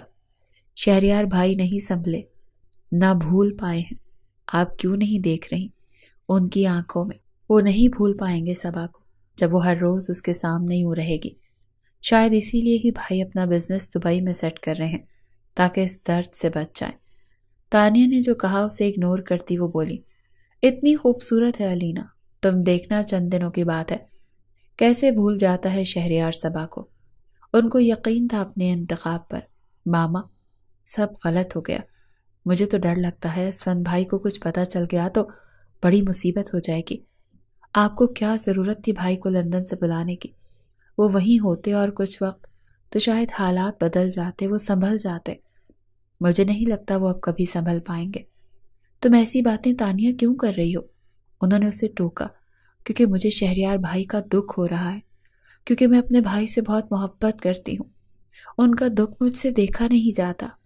پتہ نہیں ماما کب آپ سمجھیں گی کہ حسن سب کچھ نہیں ہوتا۔ ٹھیک ہے صبا بھائی کی میچ کی نہیں ہے، پر اس سچائی سے بھی تو منہ نہیں موڑ سکتے کہ بھائی کی پسند تو وہی تھی نا۔ کیوں آپ نے ایسا کیا؟ اب مجھے تو ایک اور فکر کھائی جا رہی ہے۔ ابھی تو ساتھ میری محبت میں دیکھ نہیں رہا، اور جس دن اس نے دیکھ لیا اور سمجھ لیا کہ اسفند بھائی بالکل خوش نہیں رکھتے صبا کو، تو میرا گھر ضرور خراب ہوگا اور اس کی ذمہ دار آپ ہوں گی امی، وہ روتی ہوئی بولی تھی۔ بس اب چپ کرو، اس بات کا ذکر تم دوبارہ کبھی نہیں کرو گی۔ تم سمجھ کیوں نہیں رہی؟ اگر کسی نے سن لیا تو؟ ثنا بیگم نے کہا، پالر کے لیے چلنا ہے، یہ فضول ٹاپک بند کرو، وہ ٹوک کر بولی اور اسے چپ کرا گئیں۔ شہریار اور علینا کا ولیمہ ہے، آج دونوں بہت زیادہ خوبصورت لگ رہے تھے ایک دوسرے کے ساتھ۔ علینا نے آج سفید رنگ کی میکسی پہنی تھی اور اس کے ساتھ میچنگ سلور پلیٹینیم گولڈ کی چوڑیاں پہنی تھی، ڈائمنڈ کا سیٹ اس پر میچنگ بہت خوبصورت لگ رہا تھا۔ شہریار نے کمپلیٹ بلیک کلر کا پہنا تھا، تانیہ اور صبا نے بھی میچنگ ڈریس پہنے تھے، گرے کلر کی میکسی۔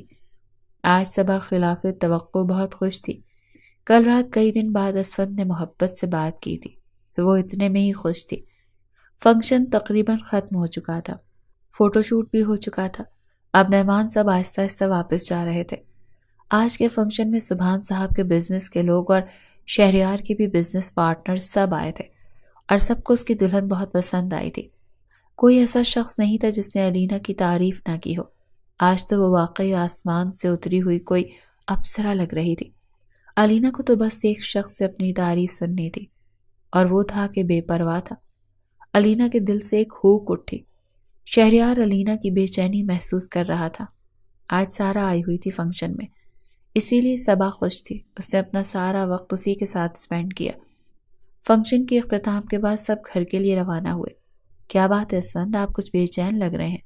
نہیں تو، میں ٹھیک ہوں، کوئی پریشانی نہیں، وہ سنبھل کر بولا۔ اچھا؟ وہ بار بار سینے پر ہاتھ مار رہا تھا اور پھر ٹائی کی نوٹ ڈھیلی کر رہا تھا۔ اسود کو زیادہ کچھ کہنا غصہ دلانے کے مترادف تھا، اسی لیے صبا خاموش ہو گئی۔ علینا شیشے کے سامنے بیٹھ کر اپنے زیور اتار رہی تھی اور واپس سنبھال کر رکھ رہی تھی۔ وہ اس کے ساتھ ساتھ شہریار کو بھی دیکھ رہی تھی کہ وہ کیا کر رہا ہے۔ شہریار لیپ ٹاپ پر اپنا کام کر رہا تھا۔ وہ اس کی نظریں خود پر محسوس کر رہا تھا اچھی طرح۔ آخر کار وہ بولا، علینا ایسے کیا دیکھ رہی ہیں؟ کوئی کام ہے کیا؟ کپڑے بدل کر آ چکی تھی اور تب سے محویت سے دیکھ رہی تھی، اور اب شہریار سے برداشت نہ ہوا تو اسے ٹوکا۔ علینا نے ہڑبڑا کر کہا، نہیں تو کوئی کام نہیں، ادھر آؤ، تم میرے پاس یہاں بیٹھو۔ شہریار نے اسے اپنے پہلو میں بیٹھنے کی جگہ دی اور خود لیپ ٹاپ بند کر سائیڈ پر رکھا اور اس کا ہاتھ پکڑ کر پیار سے کہا، علینا تم بہت خوبصورت ہو، اور میرا خیال ہے مجھے روز روز تمہیں بتانے کی ضرورت نہیں ہے۔ آج سب تمہاری تعریف کر رہے تھے۔ وہ بولی، سچ؟ ہاں بالکل سچ۔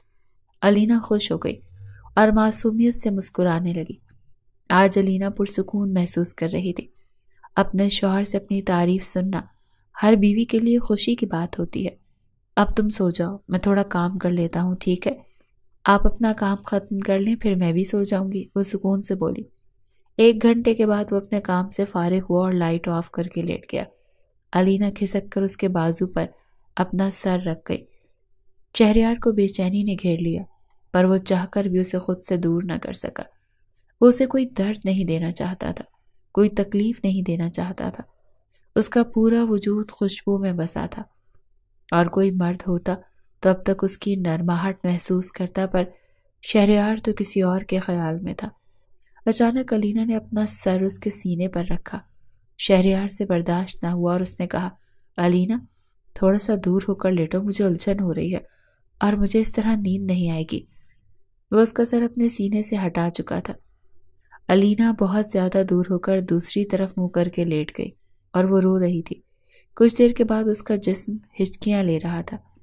شہریار ضبط کرتا رہا۔ وہ کیا کرتا، اسے گھٹن ہونے لگی تھی اس کا سر اپنے سینے پر رکھنے سے۔ اس دل میں جو تھی وہ کسی کو گھسنے ہی نہیں دینا چاہتی تھی۔ کسی کو بھی، وہ کرتا بھی تو کیا کرتا، اس نے پھر بھی اسے نہیں منایا، کیونکہ وہ اسے ایسی کوئی امید نہیں دلانا چاہتا تھا۔ کہنے کو علینا کم عمر لڑکی تھی، اور اس کے باوجود اس کے احساسات میچور لڑکی جیسے تھے۔ وہ اس رشتے کی سب تقاضے سمجھتی تھی، اسی لیے وہ شہریار کا ایب نارمل رویہ خوب سمجھ رہی تھی۔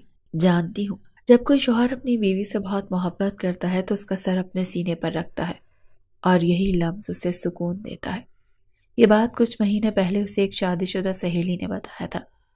آج اسے سمجھ آ گیا کہ اس کا شوہر اس سے محبت نہیں کرتا اور نہ ہی کرنا چاہتا ہے۔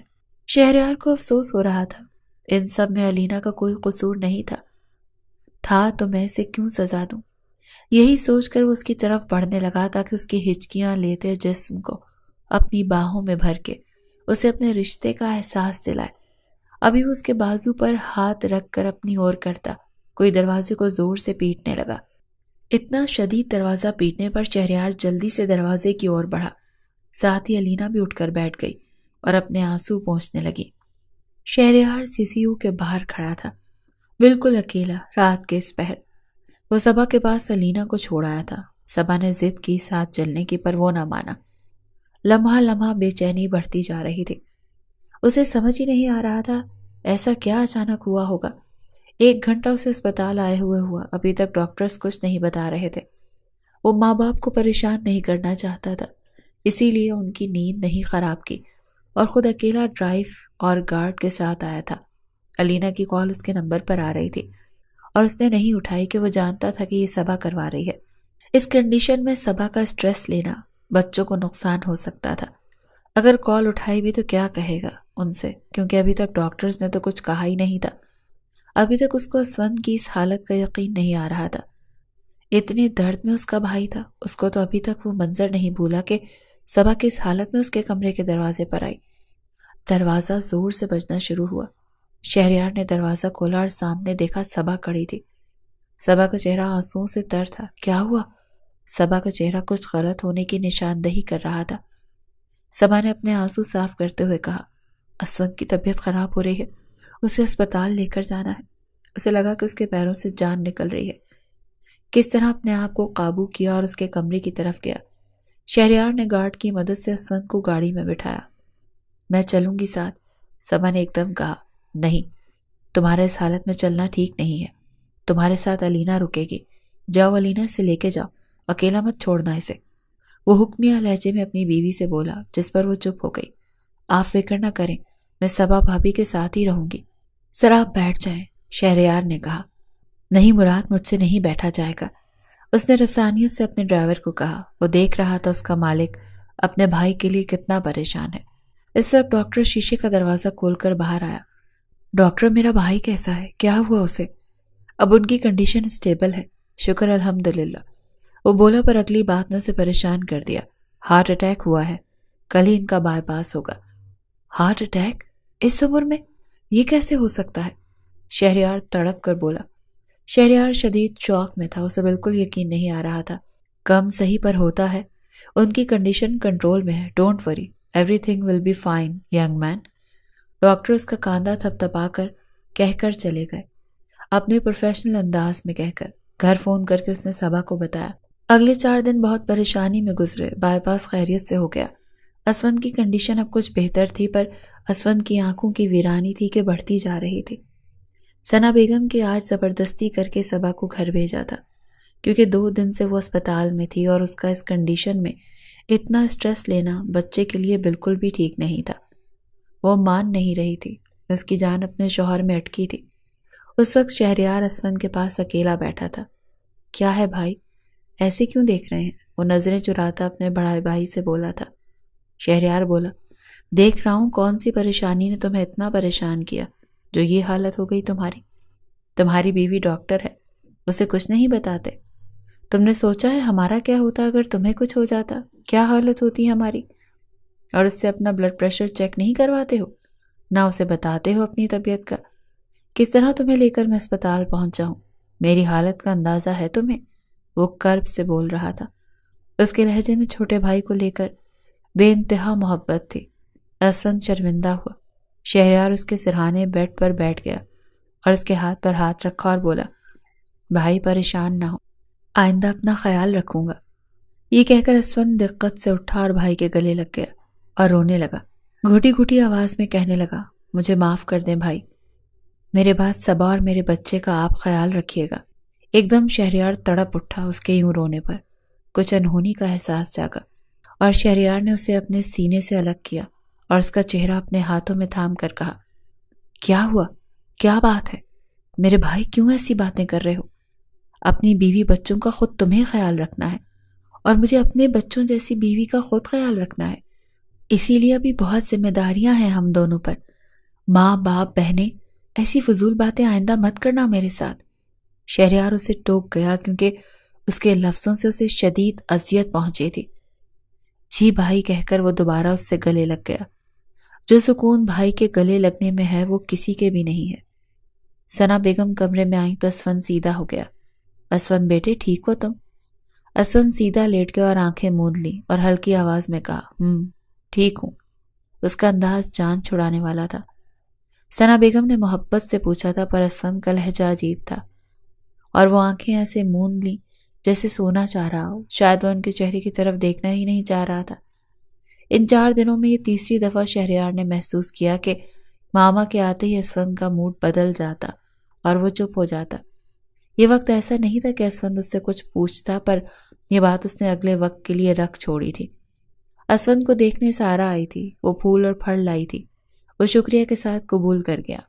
حال احوال پوچھنے کے بعد کچھ لمحے خاموشی ان دونوں کے بیچ آئی۔ اتفاق سے اس وقت شہریار دوائی لینے گیا تھا تو وہ دونوں اکیلے تھے۔ ویسے بھی کل اسفند کو ڈسچارج ہو جانا تھا۔ ایک بات پوچھوں تو بتاؤ کہ اسفند نے ہمت کر کے اپنے دل کی بات کا آغاز کیا۔ جی پوچھیں، بتانے لائق ہوگی تو ضرور بتاؤں گی، وہ اپنی ساری ہمتیں جمع کرتا ہوا بولا۔ صرف اتنا بتا دو، صبا کا جہان سکندر کون ہے اور کہاں ہے؟ پلیز تم کو پتا ہے، مجھے بتا دو، میرے دل کو سکون آ جائے گا۔ وہ شوق ہو کر اسے دیکھ رہی تھی۔ چند لمحے لگے اسے سنبھلنے میں اور سنبھل کر وہ بولی، سوری اسفند بھائی، میں جانتی ہوں آپ نے شاید اس دن ہماری باتیں سن لی تھی میرے گھر پر، اور ایک بات کا یقین رکھیں، آپ کی بیوی کا اس سے کوئی رابطہ نہیں، نہ وہ اپنے جہان سکندر کی ہو سکتی ہے، نہ آپ کا بھی جہان سکندر اس کا ہو سکتا ہے۔ وہ صرف آپ کی بیوی ہے اور آپ سے ہی محبت کرنا چاہتی ہے اور آپ کے بچے کی ماں بننے والی ہے۔ خدا کے واسطے اس چیز کو اس کو سزا مت دیجیے گا، وہ مر جائے گی، نہیں برداشت کر پائے گی۔ اس کی خاموش محبت کو اس کے لیے گالی مت بنائیے گا، وہ آپ سے وفادار ہے، اس بات کا یقین رکھیں۔ سارا رو پڑی بولتے بولتے، شاید اس کا کوئی آنسو اس شخص کا دل بسیج کرے۔ بیمار ہو کر بستر پر پڑا ہوں، اتنا تو جان گیا ہوں کہ میری بیوی کا کسی سے کوئی رابطہ نہیں، بس جاننا چاہتا ہوں وہ خوش نصیب کون ہے جسے صبا جیسی لڑکی چاہ سکتی ہے۔ کیا میرا حق اتنا بھی نہیں؟ اسفند نے کہا دکھ سے۔ سوری اسفند بھائی، نہیں بتا سکتی، کیونکہ آپ کا دل شاید یہ برداشت نہیں کر سکے گا۔ میری بات سمجھنے کی کوشش کریں، کچھ نہیں حاصل ہوگا یہ سب جان کر۔ آپ بس یہ سوچ کر خوش رہیں کہ آپ کی بیوی آپ کے ساتھ وفادار ہے، اور آپ دیکھ سکتے ہیں کہ ان دنوں وہ آپ کی طبیعت کو لے کر کس قدر پریشان ہے۔ یہ محبت نہیں تو اور کیا ہے؟ وہ اٹھ کر چلی گئی اور وہ جاگتا دیکھتا رہ گیا۔ اس کے دل میں ٹیس اٹھی۔ وہ ڈسچارج ہو کر گھر آ گیا تھا، پر شہریار پھر بھی اس کی طبیعت سے مطمئن نہیں تھا۔ وہ اور کسی کارڈیولوجسٹ کو فوراً جا کر دکھانا چاہتا تھا اسفند کی طبیعت، پر اسفند تھا کہ بالکل نہیں مان رہا تھا۔ صبا اپنی اور اسفند کی طبیعت دونوں کا خیال رکھ رہی تھی۔ صبا نے ایک دو دفعہ دبے لفظوں میں پوچھنے کی کوشش کی اس دن اسے ایسی کون سی پریشانی تھی، پر اسفند کو نہ بتانا تھا اور نہ ہی اس نے بتایا، اور وہ جانتی تھی وہ زبردستی اس سے کوئی بات اگلوا بھی نہیں سکتی۔ سوچنے کی ساری کوششیں چھوڑ کر اس کا دھیان رکھنا زیادہ شروع کر دیا، پر اسفند کی طبیعت سنبھلنے کے بجائے گرنے لگی۔ شہریار نے اسے اس کی جاب بھی چھڑوا دی، یہ کہہ کر کہ اسے سٹریس نہیں لینا، ڈاکٹر نے منع کیا ہے۔ اب وہ جتنا ہو سکتا اتنا کام کرتا، اپنے باپ کا بزنس سنبھال رہا تھا، پر وہ زیادہ دیر آفس بیٹھ نہیں سکتا تھا۔ اب تو سبحان صاحب بھی اسے کچھ نہیں کہتے، اور شہریار بھی بے انتہا اپنے بھائی کا خیال رکھ رہا تھا۔ ان دنوں علینا کو جب چکر آیا تو پتہ چلا وہ امید سے کہا تو گھر بھی خوشیوں کی لہر دوڑ گئی۔ اس کی کم عمر کی پریگننسی تھی، اسی لیے ڈاکٹر نے کیئر کا کہا۔ سب اس کا خیال رکھنے لگے۔ جنوری کے اول دنوں میں صبا نے ایک خوبصورت بیٹے کو جنم دیا، تو چند دنوں بعد تانیہ نے بھی ایک بیٹے کو جنم دیا۔ یوں دونوں گھروں میں خوشیوں کی لہر دوڑ گئی۔ اسفند بے انتہا خوش تھا، پر ساتھ ہی ساتھ جہان سکندر کو جاننے کا تجسس اسے بے چین کیے ہوئے تھا۔ وہ کیا کرتا اپنی اس طبیعت کا؟ وہ بغیر جانے بس تڑپ رہا تھا۔ وہ سارا سے 2 بار اور مل کر پوچھنا چاہا، پر اس کی زبان نہ کھلی۔ پھر ایک دن ایک عجیب واقعہ ہوا جس نے اسے شوق ہی کر دیا۔ لاؤنج میں علینا، ثانیہ اور صبا آلریڈی بیٹھے تھے۔ اچانک وہاں آ کر اسفند بھی بیٹھ گیا۔ اس نے صبا سے اپنے بیٹے علی کا پوچھا تو پتہ چلا وہ امی کے پاس بیٹھا ہے، تو وہ وہاں جا کر اسے دیکھ آیا۔ واقعی وہ سو رہا تھا۔ وہ دوبارہ لاؤنج آیا تو ثانیہ اپنے چہکتے لہجے میں بولی، بھابھی سچ میں حیا کا جہان سکندر اور جہان سکندر کا کردار کتنا خوبصورت تھا اس ناول میں۔ مجھے تو دیوانہ کر دیا اس ناول نے۔ پتہ ہے مجھے میری سہیلی نے بتایا تھا اس ناول کا۔ وہ اپنی ہانکیں جا رہی تھی۔ اف کیا سین ہے ان کے، اور کیا انداز تھے جہان سکندر کے حیا کے لیے۔ بھابھی آپ تو ناول کی دیوانی ہیں، یہ ناول آپ نے نہیں پڑھا؟ ایسا ہو نہیں سکتا۔ ہاں میں نے پڑھا ہے، وہ مبہم لہجے میں بولی تھی۔ اس کے لہجے پر اسفند چونکا۔ حیا کا جہان سکندر، ایک زمانہ تھا لوگ اپنے شوہر کو شاہ رخ خان، سلمان خان سے کمپیئر کرتے تھے، اب تو بس ناول کی دیوانی لڑکیاں اپنے شوہر کو عمر جہانگیر، سالار یا پھر جہان سکندر سے ملاتی ہیں، ہے نا بھابھی؟ اسود کے ذہن کی گرہیں کھلتی چلی گئیں، اسے سب سمجھ آنے لگا۔ ہائے میرا جہان سکندر مجھے کب ملے گا؟ علینا مسکرائی، ثانیہ اس کے انداز پر، جبکہ صبا کے چہرے پر عجیب سا تاثر تھا اس ذکر پر۔ اس کے چہرے پر اس بات کا کرب اسود نے صاف محسوس کیا۔ وہ ٹیبل کی سطح پر انگلی پھیر رہی تھی۔ بھابھی، آپ کا جہان سکندر اسود بھائی ہے نا؟ صبا نے تڑپ کر نظریں اٹھائیں، صرف اس بات میں سر ہلایا تھا۔ اسود جہاں کھڑا تھا وہ اسے دیکھ سکتا تھا، پر صبا کو نہیں پتا تھا کہ اسود اسے دیکھ رہا ہے۔ ثانیہ اور علینا اپنی ہانکنے لگی تھی، کیونکہ اب علینا کو ثانیہ ناول سنا رہی تھی، کیونکہ علینا نے پڑھنے سے انکار کیا تھا۔ وہ ناول کی کہانی سننا چاہتی تھی۔ وہ دونوں آپس میں مصروف ہو گئیں۔ صبا اپنے خیال میں کھو چکی تھی۔ اس کی انگلیاں ٹیبل کی سطح پر کئی حروف کا جال بننے لگی تھی، اور اگلا پل ادراک کا تھا جب اسود نے غور کیا۔ اس کی انگلیاں مسلسل ایک ہی نام لکھے جا رہی تھی، بے خیالی میں۔ ہاں، وہ یہ سب بے خیالی میں ہی کر رہی تھی۔ اسود کو اندازہ تھا، ورنہ صبا نے ایک پل کو یہ نام زبان سے ادا نہیں کیا تھا۔ جان بوجھ کر تو بھلا لکھتی کیوں؟ جان بوجھ کر جو ہو رہا تھا وہ لاشعوری میں ہو رہا تھا۔ اس کی انگلیاں ٹیبل کی سطح پر وہ نام لکھ رہی تھی جو اس کا اصل جہان سکندر تھا۔ یہی لمحہ اسود کے لیے قیامت خیز لمحہ تھا۔ وہ سوچتا تھا وہ صرف شہریار کا گنہگار ہے، پر آج پتہ چلا اس کے ایک جھوٹ نے سب کی زندگیاں برباد کر دیں۔ کاش وہ اپنے بھائی سے جھوٹ نہ بولتا کہ وہ صبا سے محبت کرتا ہے، اور اپنی ماں کے جھوٹ میں اس کا ساتھ نہ دیتا تو آج حالات یہ نہ ہوتے، کیونکہ وہ اس دن شہریار کے ولیمے والے دن ان کے پولر جانے سے پہلے تانیہ اور اپنی ماں کی سب گفتگو سن چکا تھا، جب وہ دونوں اپنے گناہ کا اعتراف کر رہی تھی۔ ماں نے شہریار کو صبا سے الگ کرنے کے لیے اس کا استعمال کیا، اور وہ ہو بھی گیا استعمال۔ اس دن سے آج تک وہ اپنی ماں سے سیدھے منہ بات نہیں کر رہا تھا، پر ان کو تو کوئی فرق ہی نہیں پڑتا تھا، کیونکہ ان کی من چاہی اولاد ان کے ساتھ تھی۔ وہ تو تھا ہی ان کا انچاہا بیٹا، پر شہریار کا تو وہ بہت پیارا بھائی تھا نا، پھر کیسے ایک بھائی نے دوسرے بھائی کی محبت چھین لی؟ یہ اذیت اتنے دنوں سے اس کے دل کو اندر ہی اندر مار رہی تھی، پر آج جب صبا، جو اس قدر خود پر ضبط کے پہرے بٹھائے ہوئے تھی، کبھی جہان سکندر کا نام نہیں لیا، آج اس کی انگلیوں نے انکشاف کر دیا۔ اس نام نے اسود کو زمیں بوس کر دیا، کیونکہ دل کا درد برداشت سے باہر تھا، کیونکہ دل ماننے کو تیار ہی نہیں تھا۔ کیسے ایک ماں اپنے بیٹے کے ساتھ یہ کر سکتی ہے؟ کیسے جانے انجانے میں وہ ایک پیارے بھائی سے اس کی محبت چھین گیا، اور دن رات اسے تڑپا رہا ہے، اس کے ساتھ اس کی محبت کے ساتھ رہ کر، اور آج پتہ چلا کہ وہ اپنی بیوی کا بھی اتنے ہی گنہگار ہے۔ کاش وہ ایک وہی نہ ہوتا تو پھر کتنا اچھا ہوتا۔ اس کا دل یہ سب ماننے کو تیار نہیں تھا، یہ اب اس کی ایک وجہ سے ہوا تھا۔ یوں بھی اس کا دل کمزور تھا، یہ درد وہ سہ نہیں پایا، اور اگلے ہی پل زمیں بوس ہوا۔ گرنے کی آواز پر سب چونکے۔ صبا بھاگ کر اس کی طرف آئی اور تڑپ کر اس کی طرف بڑھی۔ وہ نم آنکھوں سے اس کے بہتے آنسو دیکھ رہا تھا۔